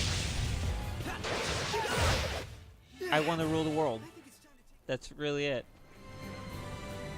Like he's like, I'm gonna cover the land in malevolence because you know. He even says that when you fight him at the Earth trial. He's like, You were just waiting I'm the for Lord me of to pick you Calamity. up, weren't You're the you? Shepherd. We have to fight, and that's it. That's it. You know, it's a simple come, a simple go. I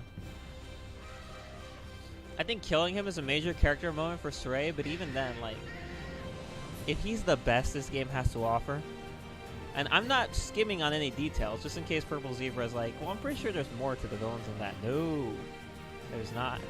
Like, I'm being as 100% honest. They irrelevant.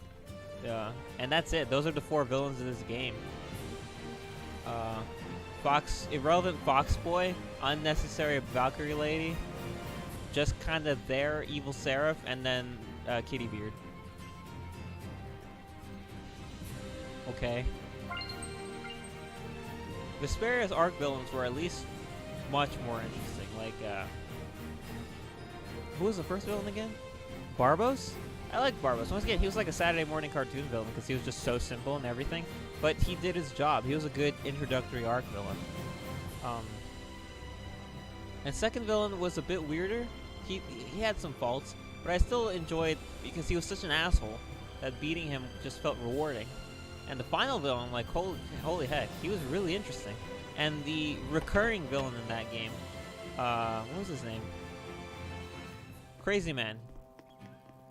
He was just a lot of fun.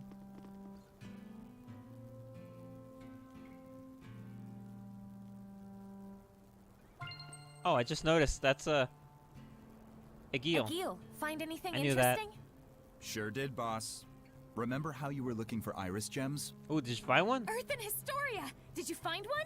We did, but we were a little late. Someone besides Saray wants them? The guy that brought it is a priest who's studying archaeology. Archaeology? Is he studying ruins? I'm not really sure, but he has published several books. Oh man, that's awesome! I'm interested in his writing. Could you try to stay on topic for once? And who's this researcher? As far as I know, he went to the Litwurg Bearwoods near Plitzerback wetland for Those some words are research. made up. That's pretty dangerous. Though I do understand how he feels. I'm a bit worried. Let's go.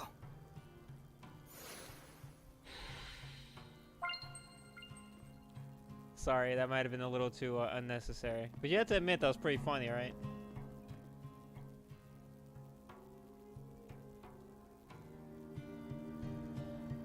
A holy woman, huh? Terrifying. Terrifying? Why? A chaste young shepherd boy wouldn't understand, would he? I guess not.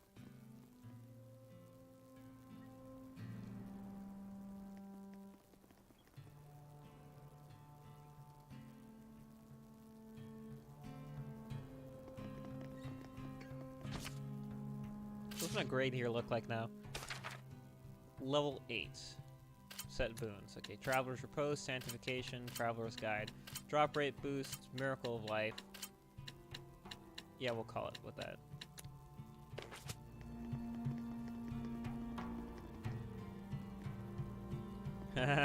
Okay, yeah, I enjoyed that.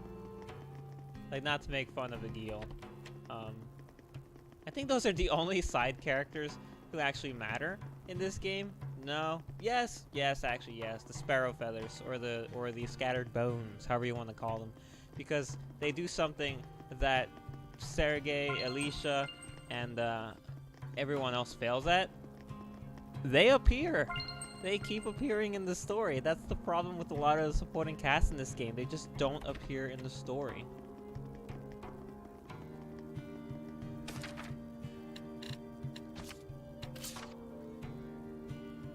Hey, Edna? What? Aren't those boots a little big on you? Got a problem with it? Nope. Just wondering if it's hard to walk in those. They used to be my brother's. He adjusted it so that it'll match my shoe size. Don't worry. Then how about those gloves? We have matching ones. What about them? They look great with your dress, though the overall look is a little strange. My brother told me the same thing. Huh? Never mind. Just saying that you wouldn't be able to pull this look off. Guess that's true. Weirdo. Yeah, cats. I have that side quest activated to go to the cat's village in this game. I forgot how to activate it until just now when I talked to Alkin. I need to visit the blessing seraph of each of the towns. One of them will tell us about the thing. Sorry, I lost my train of thought there. One of them will tell us about where the cat's village is exactly. I don't remember which one. I want to say the one in Lassen, though. He's got the same interests as you, right? He must be a weirdo. Probably. By which I mean absolutely. You guys are so mean. Oh yeah, of course, you know what happens when we go to the cat's village, right? We have that optional boss fight against the Dark Turtles. He's maximum edge. He's so edgy. He really isn't. That Dark Turtles boss fight is stupid. It's so fucking dumb. I didn't even fucking beat him though. Because like, he's at a dumb high level and he's too strong, so I just gave up. He has a mystic art, for crying out loud. They gave the Dark Evil Turtles a mystic art that involves throwing fish knives at you. I'm not making this shit up. I fought him. It's still ingrained into my brain.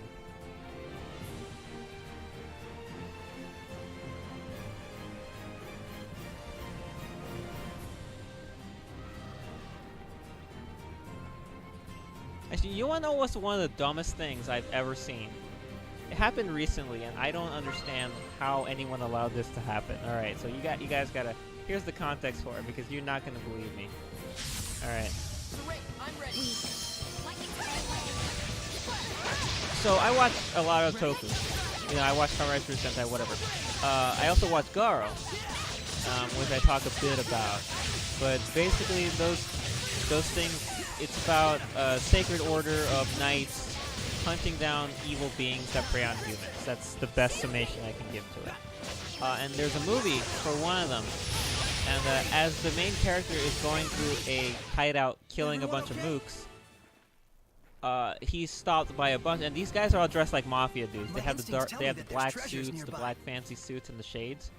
But they're actually monsters. Like, they burst off their skin, they're monsters. But they all look just like mafia guys, and they fight with crazy martial arts and swords. He gets to a room where a bunch of them are, okay? And then they move aside, and one of them steps forward, holding a dog. Is that a treasure chest? And I'm like, are they about to kill this dog? Y'all better not kill this dog. If you harm this dog, I will stop watching this movie right now. So he holds the dog up to the main character, and the main character is like, what's going on? And then, like, the dog starts barking, and its barks are synced up with the sounds of guns firing, and then they add muzzle flashes to the dog's mouth, and it's like the dog is a machine gun. It's going bark, bark, and just shooting at him. And I'm like, I'm very confused. I don't like.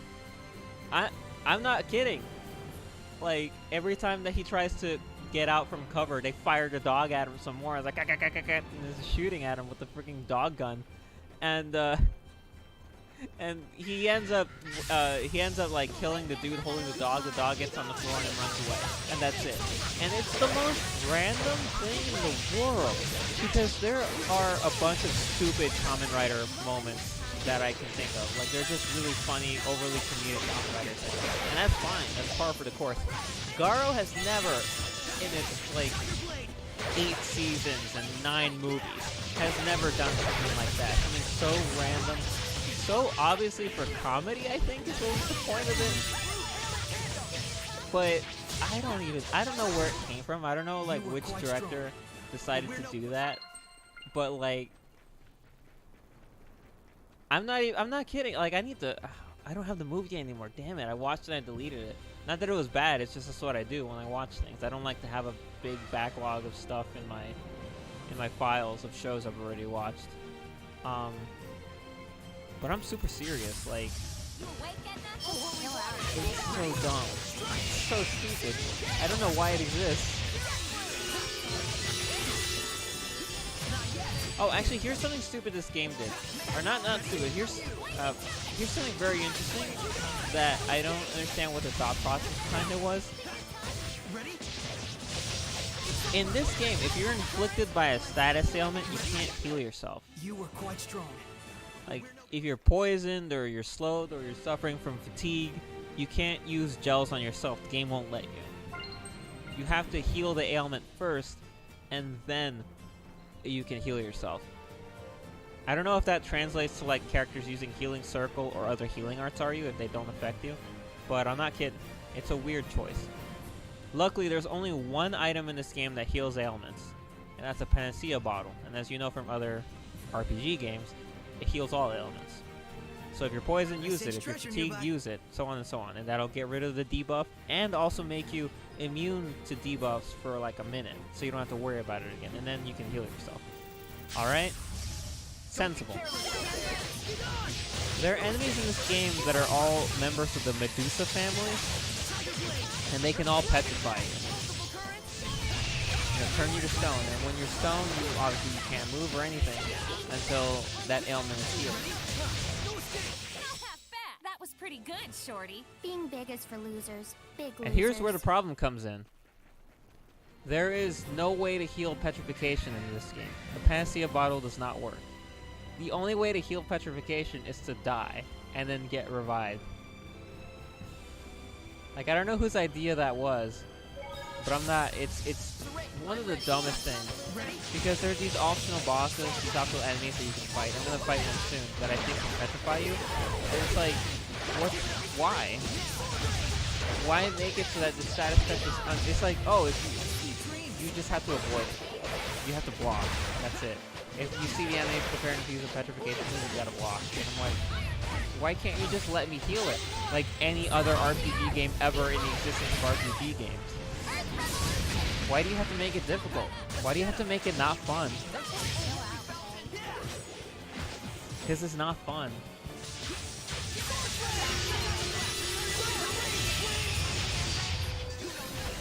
By the way, Dog Machine, it's a real thing. Look it up. Yay, another empty victory.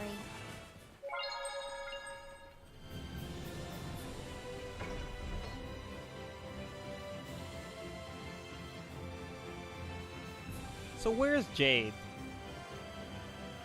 I'm not gonna beat around the bush anymore. Where's Jade?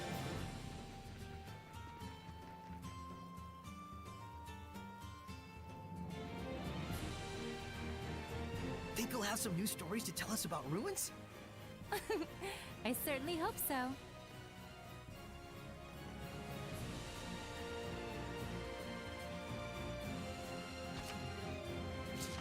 Like, is he only a post-game thing? Do I need to finish the game to get Jade? Because I know he's in this game. I got spoiled on it. I told you when I got spoiled on it. I was looking up, But don't forget. I was looking up just stuff on the Tales wiki, and I went to Jade's page. It says, here's Jade's artwork in Tales of the Abyss. Here's Jade's artwork in We Tales need of to the find World. the Iris Here's gem. Jade's artwork in Tales Yeah, of I know. Zestiria. And I'm like, he's in Tales of Zestiria? What's this?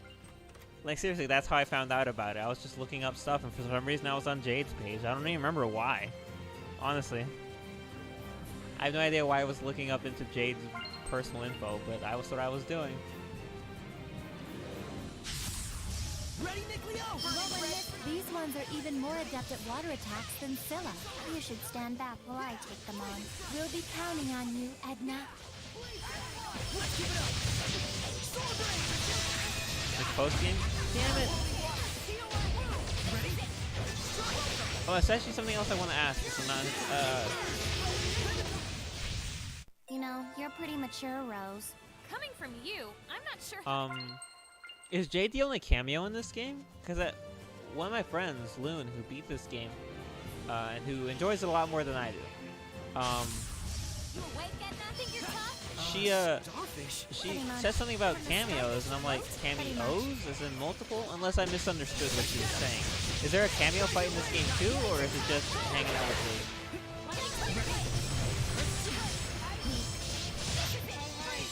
I imagine there's a cameo fight. The thing is, there's no arena.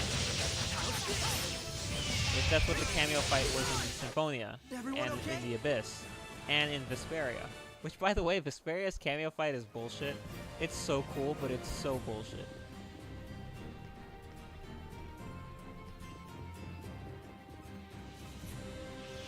My instincts tell me that there's treasures So it is nearby. the treasure that's sitting right there. Good to go, Rose? Be gone! Let's keep it up. Sword Rain! Sword Flare! It's a cameo fight, I guess. Be gone! Alright. Freezing Flash! Tiger Blade! Yeah, I don't know. I honestly don't know. All I know is that Jade is in the game somewhere. That's all I know.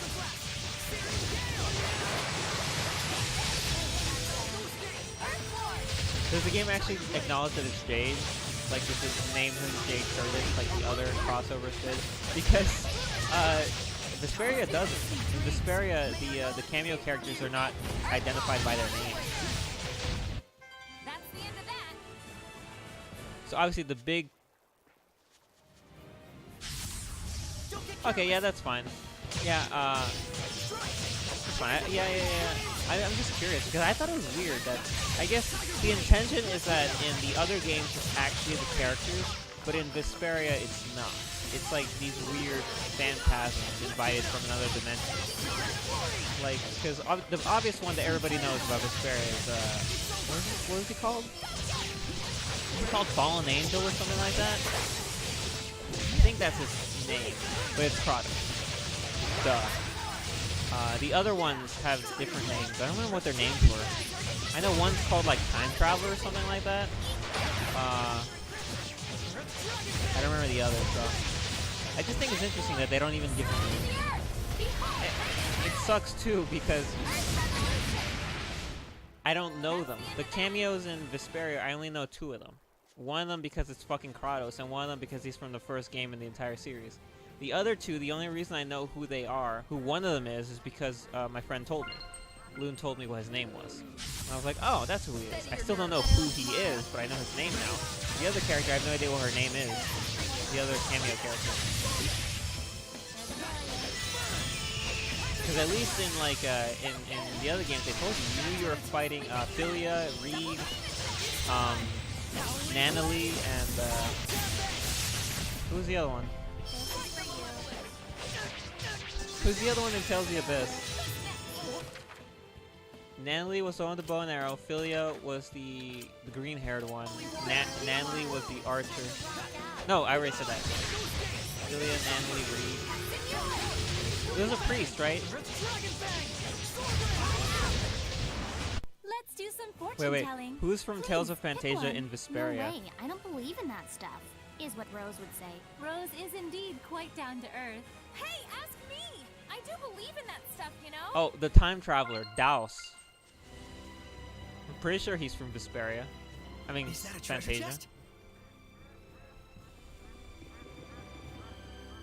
Unless I'm wrong and he's not from Fantasia, in which case, oh. I could have sworn he was.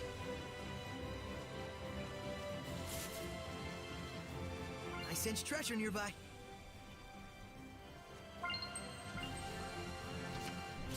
Oh, you didn't know that? Yeah, I didn't either. Until I fought him. He's a bit of a dick.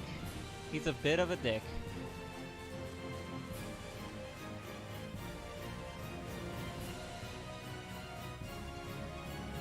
What's this? For some reason, his mystic art only does 1 damage to you, which I think is really weird. But, the other weird thing, Dallas's mystic art that he uses on you in battle is called...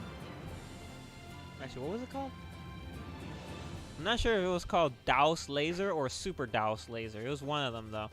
But, it's Fragmented End. Like, if you remember, Nebulim's personal mystic art, Fragmented End, it's the last part of it where she shoots out all those lasers. And it all does, like, 1 damage. And I'm like, is it supposed to do that? That smell. Is it herbs? It still sucks because he uses it every 5 seconds, but, you know, at least it isn't killing me constantly. Gosh, I hate this place. Ready, Nick Leo? Courage, be gone! Yeah, that was cool. The cameo fight, it's really interesting the way it's done. So you have to do a bunch of bonus stuff because the game has the tournament, the arena in that game is divided up into a bunch of categories. And in order to get this one, you need to finish a bonus dungeon. Oh, Mint. All right. So it was Philia, Natalie, Mint, and Reed. The Symphonia fight, it was only 3 of them, and I don't remember who any of them are. I don't remember their names. 'Cause that fight's really freaking hard.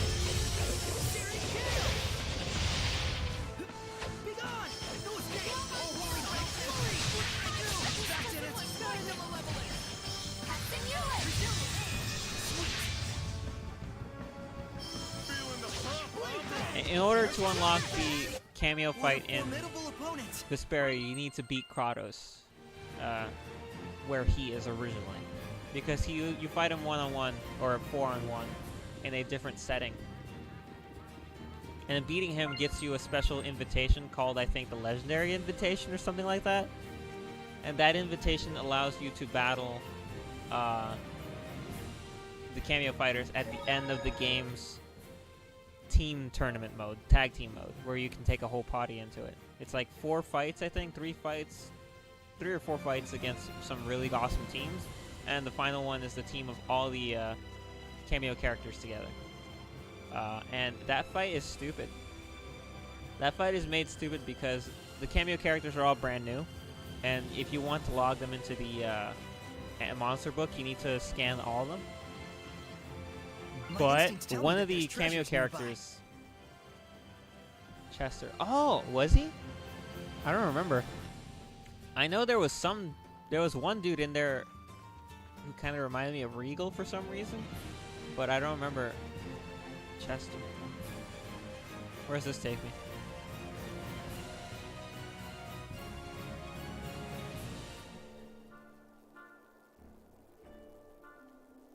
The Litger Woods? Is this where we're supposed to go?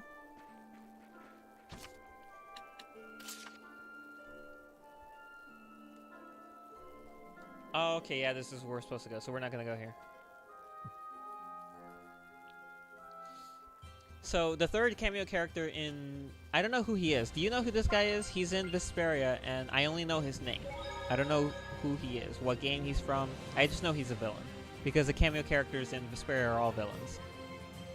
Kratos is a little bit in the gray area, but I think it's fair enough to call him a villain. And also not insult him, because he's a great villain. Barbados is the other one. He's the worst of the cameo characters. I'm ready.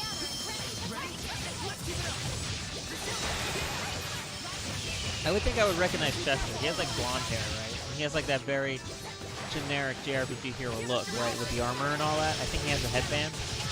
And I don't mean that as in a bad way. I just mean, you know, that's how he looks. Which isn't bad. I would never insult, he's like a classic one. It's pretty old, I think. Ocean Flip! Get him! Break on through! Sweet dreams! Right on! Trinity Arrow! Open the floodgates! Oh, he does? Then I'm thinking of someone else. Oh, now I remember who Chester is. Okay, now I think I got it. I think I remember who Chester is. Blue Flurry! Ocean Flip! Break on through! Burst! Here's an explode! Cyclone to back! Quest is the main character. Okay.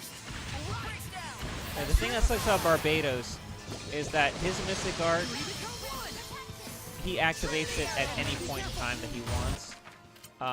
He doesn't activate it at any point in time. He activates it when you do something. If you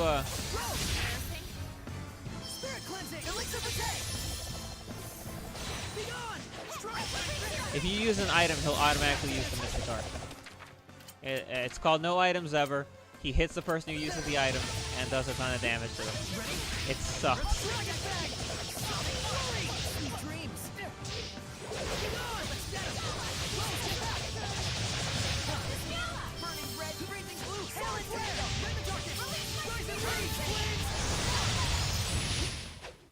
How are Soray's capabilities as a shepherd? Yeah, I recognize the name too, I just don't know who he is. I'm gonna be really honest, I don't like this place. Then again, maybe it's because I'm distracted talking so much in the chat. I don't like, I just like, navigating it is kind of a pain in the butt, because I mean, look at it.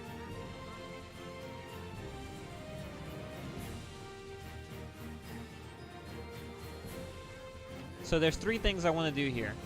The first is find the lady, the saint woman, and murder her. The second is, oh, well, here's the lady. The second is there's a bonus ruin here that I never did back in the day, so I'm gonna go complete it, and then I'll go into the Litgard Woods. And Is this the village of the saint? No one's here. Not so sure about that. yeah, listen to Zavid. Okay, so.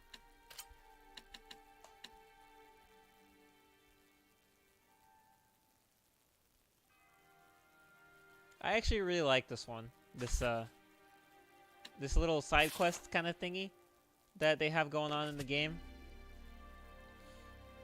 There's a bunch of towns that were started by these women who wanted to do like something great, and all the towns are now destroyed. And you actually, when you fight their Hellions, you don't kill them, they run away. And then they join up later and you have to fight them all at the same time. So where is she? I sense treasure nearby. She's in here somewhere.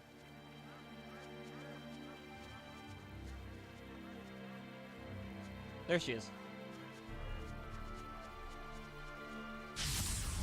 Okay.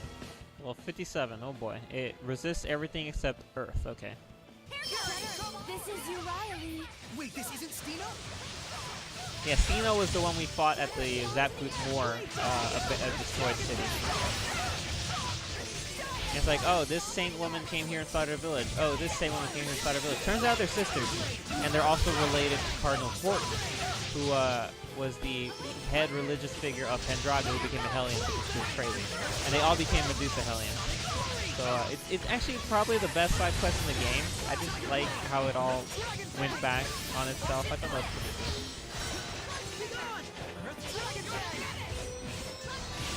So these enemies have 2 moves which can petrify you. The first is like the Gorgon eye move, and they'll show the eyeballs as they're about to like flash on you.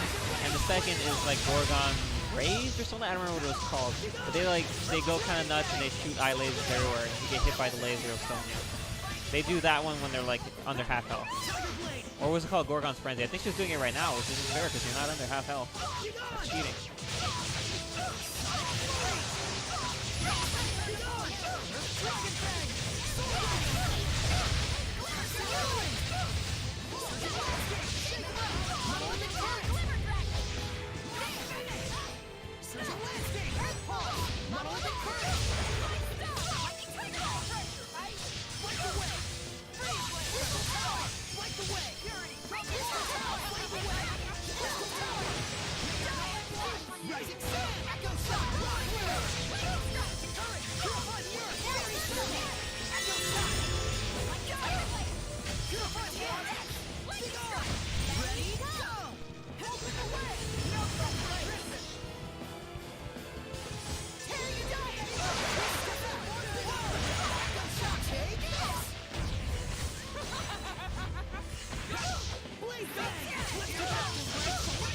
I reckon he's the hot one from Destiny. I don't know if I would call him hot. Granted, I'm more annoyed by him than anything because of his stupid no items ever move. And his Mystic Art cutting when he does that, he looks kind of ragey.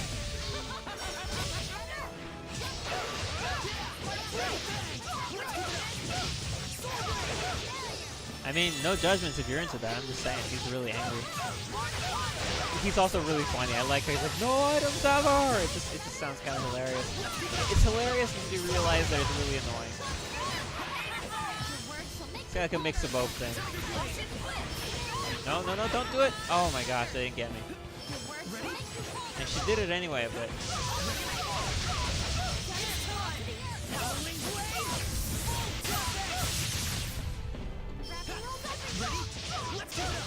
Die, please.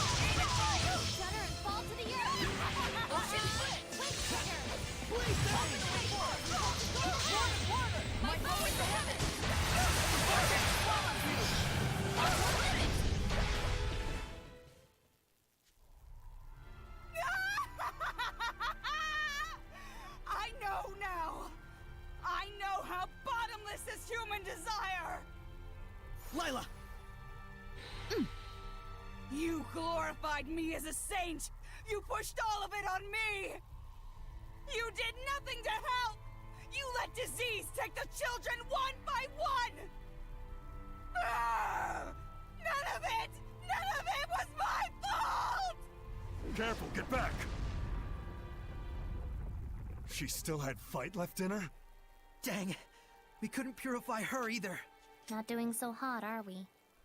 Hey, wasn't that Hellion? Yeah, it must have been the saint, betrayed by the people she believed in. Medusa-type Hellions tend to be women with high degrees of self-righteousness and hatred. Oh, so that's why you freeze when they glare at you. The saint was a nun. Maybe the church in Pendrago would have some info on her. Let's check it out. We can't have Hellions like that running wild. You looked up who? Barbados?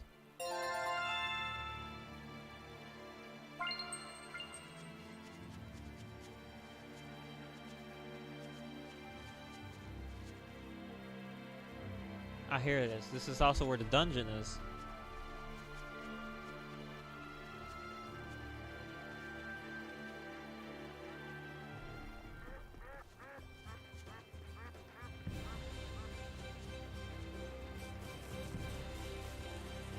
I'm having fun. Yeah, I don't think we'll get to the dumb part of the story. What's this? Not if we're going at this rate that we're going. Which is okay. I do at least want to complete the Maven stuff. Yeah, Maven's another support character that the game's like, should we use him? And then they're like, nah, let's not. Arctos Ruins. Stone Colossal. We've seen other giant Hellions, but this one's so huge! If you want to live, attack while distancing yourself.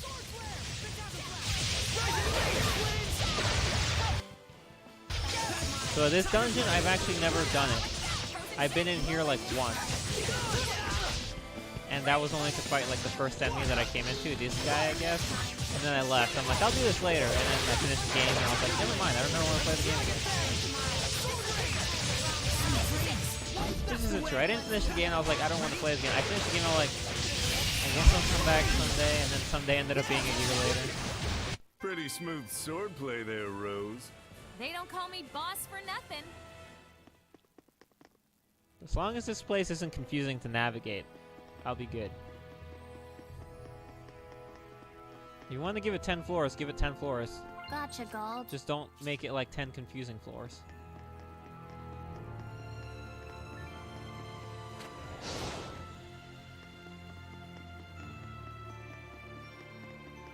My stomach hurts. Just kidding. I'll get myself something to eat later, don't worry. Ew, zombie. Good to go, Rose? Rolls are such a pain, even for zombie types. It's best to stay away if they're in a pack. But we can use focused attacks and physical ailments, right? probably switch the team up. We've had Mikleo and Edna as our primary Seraph range 5, so we'll swap over to Lila and Well, that's a wrap. Zavid.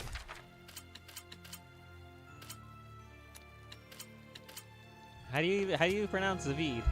Your guess is as good as mine. It's not a character by character basis like I thought it was. The same characters pronounce Zavid's name different ways. Some are like Zavid and some are like Zavid, and it's like I say this every time, but I just can't get over it because it's so funny. A ghost can self-destruct as a last resort. Would it really suffer till the very end? Then we better watch ourselves to the end.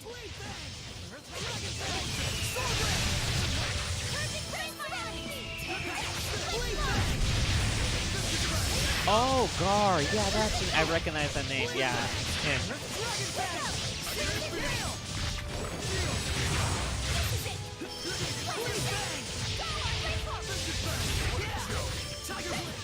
Nice to be able to put my hair up with a beret. Daus Laser.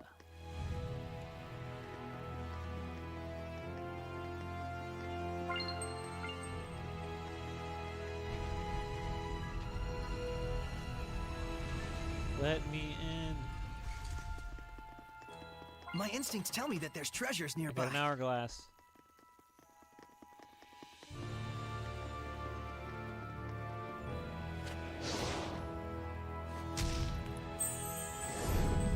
They give you quite a good bit of hourglasses in this game. Is that a treasure Compared to chest? others, at least. The same for All Divide. Granted, All Divides work differently in this game. You actually have to...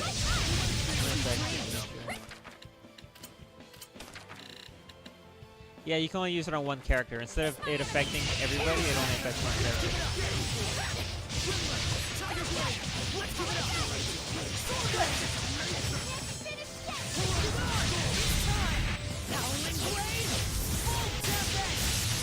Sorry about that. Came out of nowhere. I never got all that far in Tales of the World. I was playing one of the Tales of the World games. I remember which of the Radiant Mythologies it was. Everyone okay? I was playing it. It was a PSP game, which I think is like, well, they all are PSP games, but I don't remember which one I was playing. I was doing an emulator because I didn't actually own it. Sorry, but I didn't get far-ish, but I got a decent way through it. Might as well. Not really. No, I didn't get far at all. It was fun. I stopped playing it as I do, and then I just never went back to it. I don't have the data anymore, so if I want to play it again, I'll start to do that.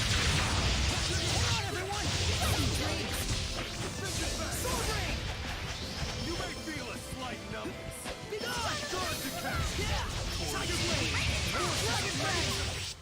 I mean, I used to be pretty okay at making food. Another thing they changed about how this game plays is that even if the enemy is at 1 health, if you hit them while they have super armor I sense active, treasure nearby.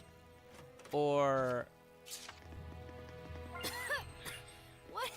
when you're hitting them with an ineffective art, I don't think they're fair. You have to be hitting them with a normal attack or with an effective hit. Otherwise, they'll just stay alive. It can be a little annoying.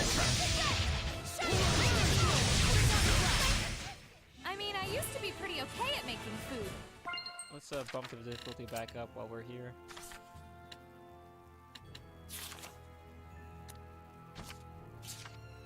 Moderate's a weird name for a difficulty setting. But it's the next step up from normal, so. Do my thing. Magnetic field. Shield. Gale force.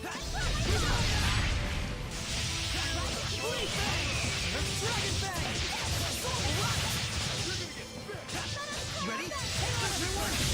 Have you guys been playing any games? Yes, no? You're too busy doing other things? 'Cause I know one you at school and the other one's at work. A lot. I mean, same here. I don't play games nearly as often as I used to. This is the most game time I've had all week, honestly. No one can stand but me. Oh my gosh, David, you keep ruining it. This is why you're banned. This is why you're banned.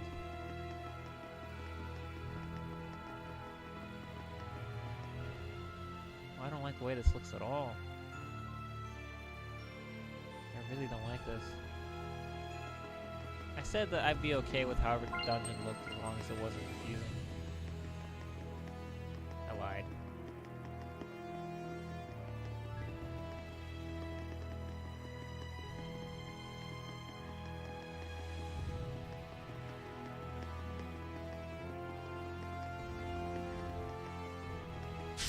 It's just dead ends everywhere.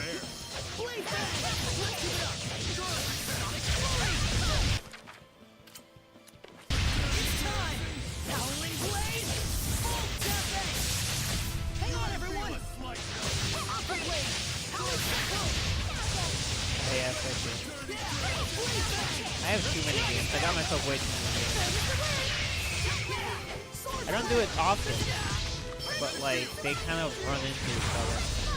I can spread it out by quite a few pages. Now I have games that are just sitting there. Like I was really excited for War Group. I have War Group. I just haven't been playing it. Through no fault of War Group. It's a good game. I got Final Fantasy 9 and I was playing that one, but then I lost interest in it. Got Tetris. I'm still playing Tetris though. Tetris is fun. I don't think I can get bored of Tetris. And I started replaying this. And I picked up Dark Souls because my coworker like made it sound super fun. And it is super fun even though it's really hard. But yeah, like I really want to get Final Fantasy 7, but I told myself that I'm not allowed to get it until I beat one of the other games that I have. So it's either Final Fantasy 9 or Dark Souls that I need to beat before I get Final Fantasy 7 to replace it. And of course, if Resident Evil 4 comes out first, though, before I finish 9 or the other game, Dark Souls, then that's gonna be my new priority. So after I finish 9 or Dark Souls, I'm gonna swap to RE4.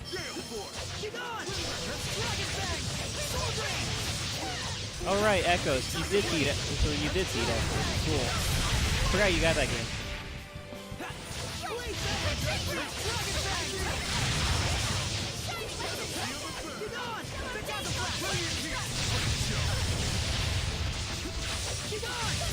Also, I was playing Smash again because they updated Smash Bros.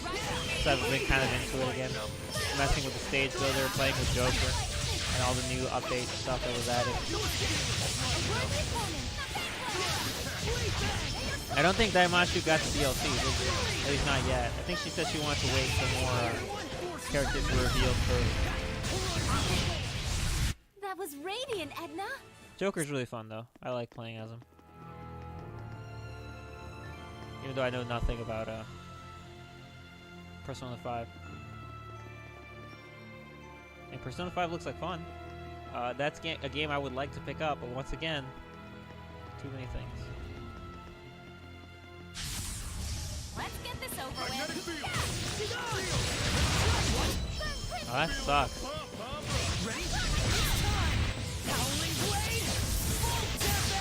He's fun. He really is. I think my favorite part about Joker is like there's so much. They went like all out with making like his victory animation, the way his final smash works. It's just really unique and really good. So that's cool. He's fun to play with. He's really interesting. I was talking to Pete about this because the thing I noticed about Joker is that it's actually kind of I think it's me, but I think naturally he's like kind of hard to kill characters with. But then you like awaken your persona and it's like, oh, now I can do it, which makes sense because like the persona makes him stronger. But it's not like he's weak, like as a character. He's fun. Nearby. I'm still trying to figure out how to use the gun more effectively. I still don't know how to do that. Like I try, but I'm like I'm not good at this gun thing. Because like one thing they pointed out is that you can use the gun and move, and it's like, oh, that's cool. But like I can't figure it out. Every time I try to use the gun and move, I just end up using his side special, which his side special is great. So it's not a total bad thing, but like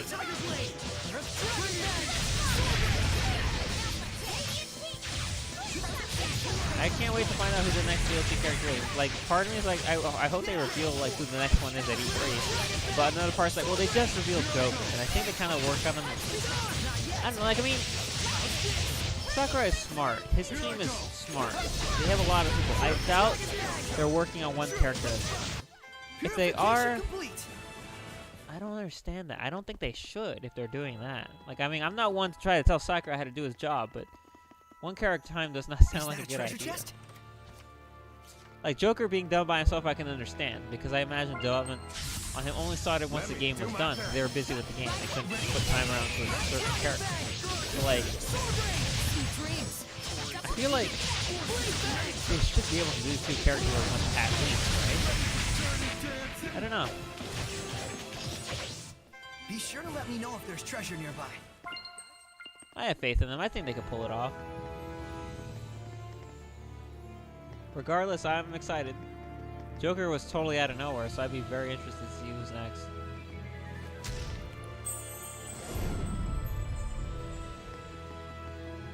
I sense treasure nearby. I still don't have the gold chest, so that's not opening.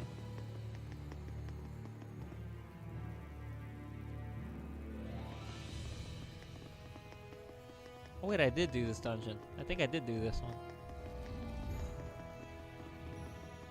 I think.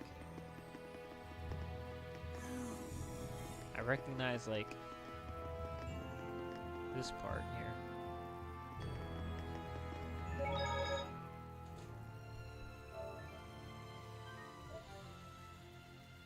You can't meal his turn wheel when the main character dies. Yeah, that makes sense, even if it does suck. Oh, I was looking at the map. No, I wanted to look at my levels. Oh, we're all in the 60s, okay. I need a key to open that door. Of course I do. Oh, this way. It's a dead end.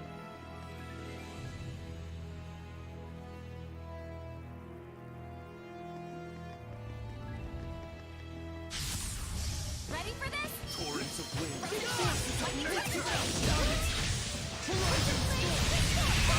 Resistant to fire! Trap them! I would help you to Crimson Flame! Make it burn your soul! No foe can stand in our way! Now, Flamber is just not a weapon in this game like it is in other Tales games. But it's a mystic art, so that's cool. It's very powerful.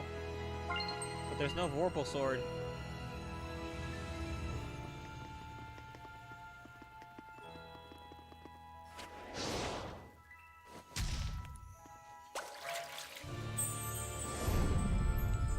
No, I didn't hear about it, but I did hear people, like, for some reason I went onto Twitter yesterday and there were a lot of people that not necessarily that I know, but just people I follow who were talking about Three Houses. I'm like, why is everyone talking about Three Houses? Did like a new trailer come out or something?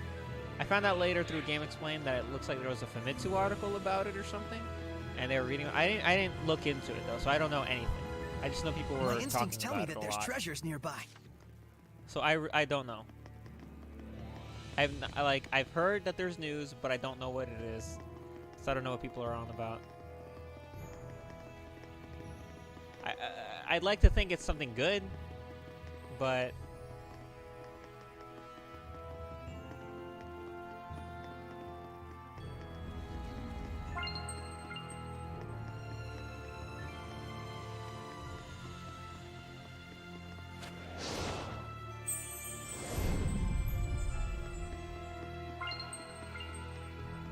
Is that a treasure chest?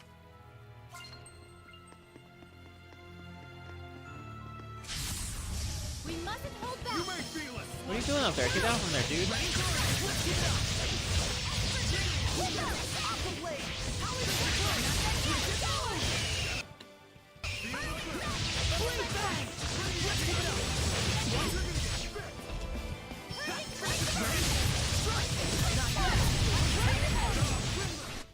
Looks like we win.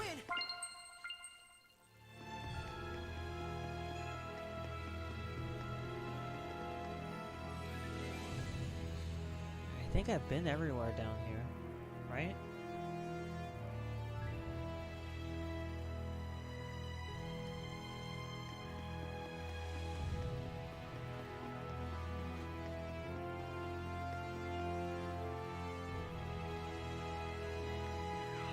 Oh boy, it's gonna be a game. It's yeah. I mean, that's the least you could say about anything, right? Well, it's definitely a game that they're making.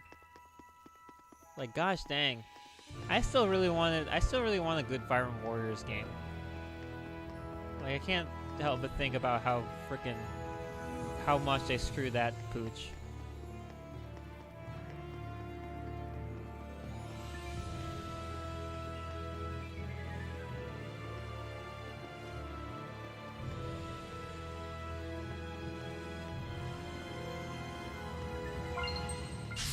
Koei Tecmo is working on a new game.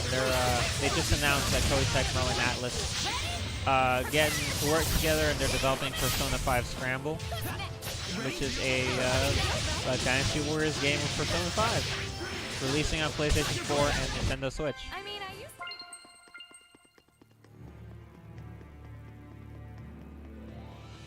to... A lot of people were like, "Oh, that's interesting," but at the same time, a lot of people are like really mad because they all believed, they thought so hard that that P5S stood for Persona 5 Switch, and I'm like, sorry. I mean, I never thought it would be a Switch port. Not that I wouldn't have been against it. I want to play Persona 5, but you know, I mean, what can you do? Are you fucking kidding me? I hate this dungeon. You watch the story of Fire Emblem Warriors? Yeah, it sounds stupid. I never watched it. I like read about it. I read people in the comments talk about it. I'm like, that's dumb. Like, I don't know. I don't get what the point of Dario's character was. I don't get what anything about that game is. I don't know why it had to do what it did. Like, I mean, even, like, you could say that, well, Hyrule Warriors had new characters, so why is it such an issue that Fire Emblem Warriors has new characters? Yeah, but Hyrule Warriors' new characters, they didn't drive the plot. Well, guess I overdid it again. Or like wasted your energy and talked too much. Like, in Hyrule Warriors, Lana's just an ally of yours. The main plot is still about Link and Zelda trying to save Hyrule. From Shia at first, and then from Ganondorf. Makes sense. That's Zelda right there.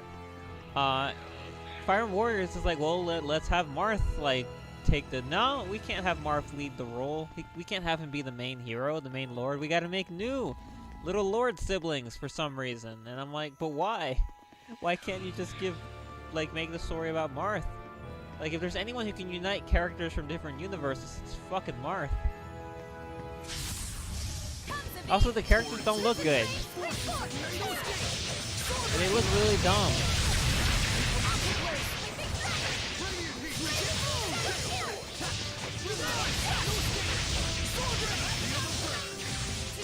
I don't get it. I really don't get it. Let us not be... Granted, the difference is when Koei Tecmo was working with Nintendo on Hyrule Warriors, they were working with Nintendo. When Koei Tecmo was working with Intelligent Systems on Fire Emblem Warriors, Intelligent Systems was like, do this, and only this. Like, Intelligent Systems had too much control over what Koei Tecmo was allowed to do with Fire Emblem Warriors. It was Intelligent Systems who said, hey, no, you have to use the new game. And a bunch of the staff of Koei Tecmo didn't want to work on the game. They were all mad. And the Koei Tecmo people were mad that they couldn't use legendary characters, and they had to stick with the new shit.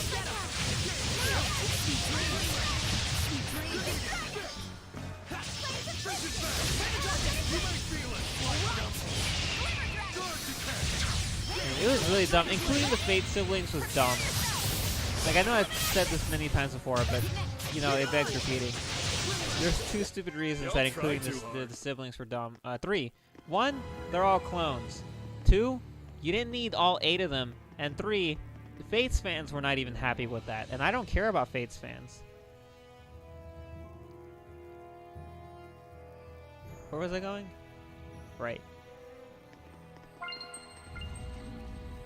Okay, now I remember.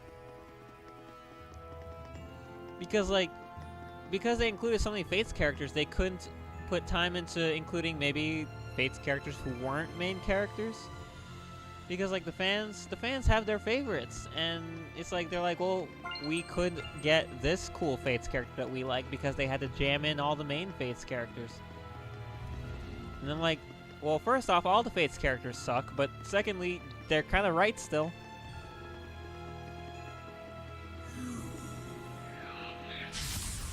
Ready for some fun? Ready? They fucked that game up. I'm done complaining about it because I've said the same thing about it a lot. But you know, you need something to talk about when you're just doing random encounters. What the hell?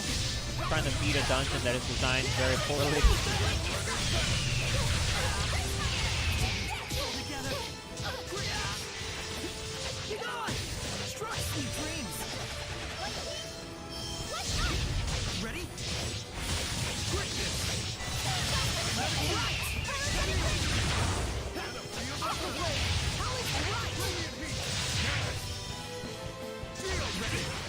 Pretty smooth swordplay there, Rose. Another thing I don't like about the bonus dungeons, I mean, I enjoy the bonus ruins in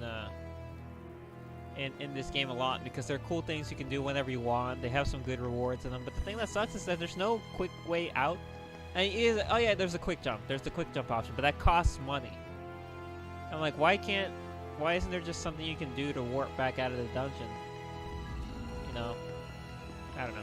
Maybe a dumb thing to complain about, but I don't like it. Especially if the dungeon, like the second dungeon in the game, was like 5 floors long. You needed to run all the way back out once you were done. Granted, that game did have an alternate path you unlocked as you went through the dungeon, which allowed you to go back from the 5th floor to the 1st floor. It's just you had to go through like 5 different transitions. And that was good, but a lot of bonus dungeons in this game don't have that. It's just like, oh, you reached the end? Cool, you beat the boss? Cool, here's the item. Alright, find your own way out. It's like, I don't like quick jumping because it takes my money away. I mean, it doesn't cost that much money, and I have a lot of money, but... Man, this ain't even fair. You know how it is. It's the same thing with Elixir. It's time! The storm is coming! With all my strength, I shall smite evil! Divine wrath! Sweet dreams! And the disadvantage to having full body art for everything is that they use the same art for all the Mystic art.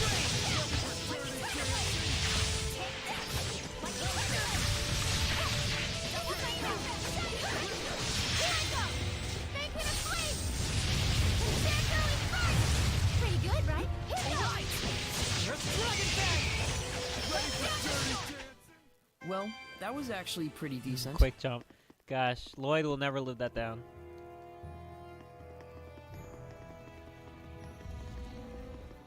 So where's the key that I need to open all these doors? I sense treasure nearby. Like, seriously.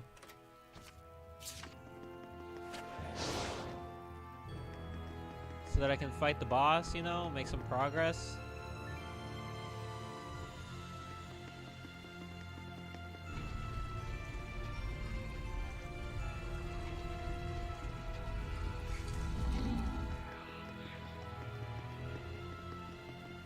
There's nothing in here. What was the point of coming in here?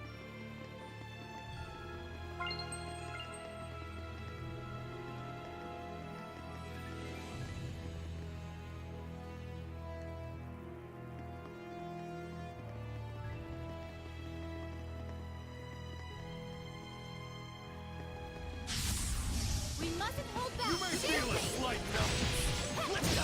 Charge you can. I need a hand! Oh. Tiger Blade! Oh, he's playing Kingdom Hearts 2 now?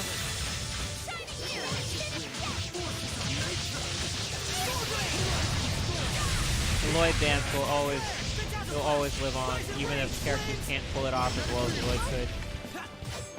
That's a disadvantage. Haven't seen a good Lloyd dance for a long time. True. That's a disadvantage to games getting better designed and more realistically animated. Is that you can't do. This is me doing left and right. Like he's not going full left and right. He's only turning slightly because that's, you know, realistic. That's more natural movement. It's a better way to put it, as opposed to just jutting back and forth. Oh, it was a while ago. Okay. What's this? Alright, the Kingdom Hearts 3 Critical Mode update came out. I haven't started playing yet. I was going to, but then I got distracted. And I was like, but I want to play Minecraft. Or, oh, I want to play this. Or, oh, I want to play that. So I haven't played Kingdom Hearts 3 Critical, but it's out now, and I'm definitely going to play it. I'll play through the game again, play Critical Mode. It's going to probably kick my butt.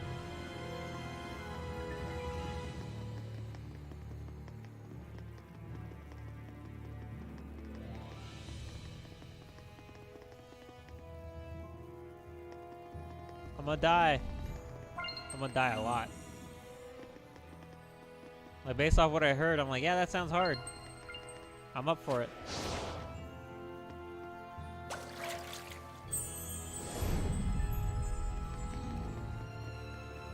I say I'm up for it, but I'm not the kind of guy who plays Kingdom Hearts Critical. I don't like the idea of it.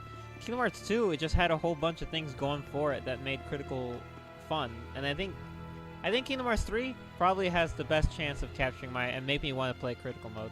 Because the other games were a lot more limited in the things you can do, and they weren't quite as open. So, I found their Critical Modes to be like, I'm absolutely not going to play this. Like, Birth by Sleep? Holy shit. I played that game on Proud, and it was a fucking nightmare. I'm not going to put myself through the Critical Mode for that game. No. I like having a normal blood pressure.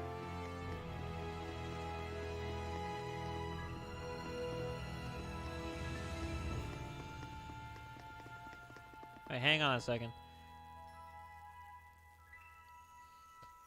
Did I just screw something up? Because I'm back down here again? And oh my gosh, what did I mess up?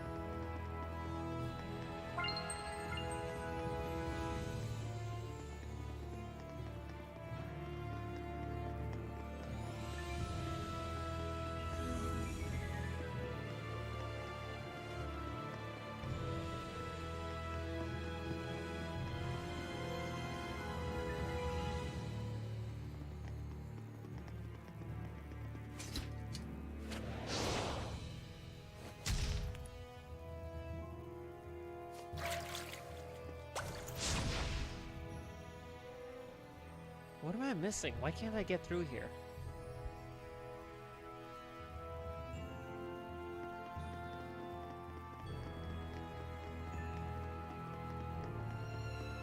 I'm really confused.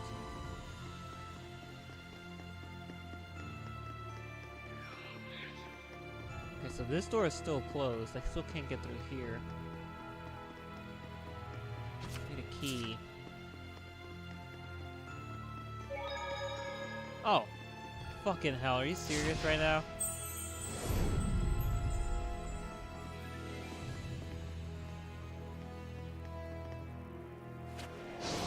Wow, I was running around this dungeon for no reason whatsoever.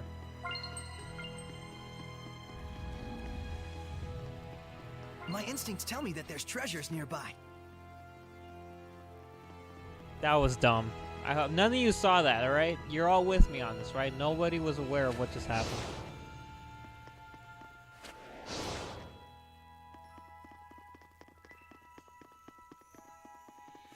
It's a gold chest. I did do this dungeon. I thought I didn't, but no, I did. I recognize this setup right here.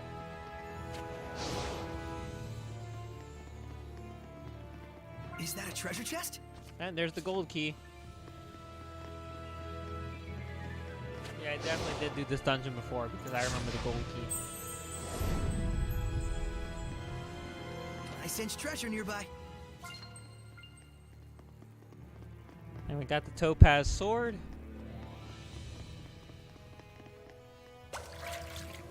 Alright, I'll be right back.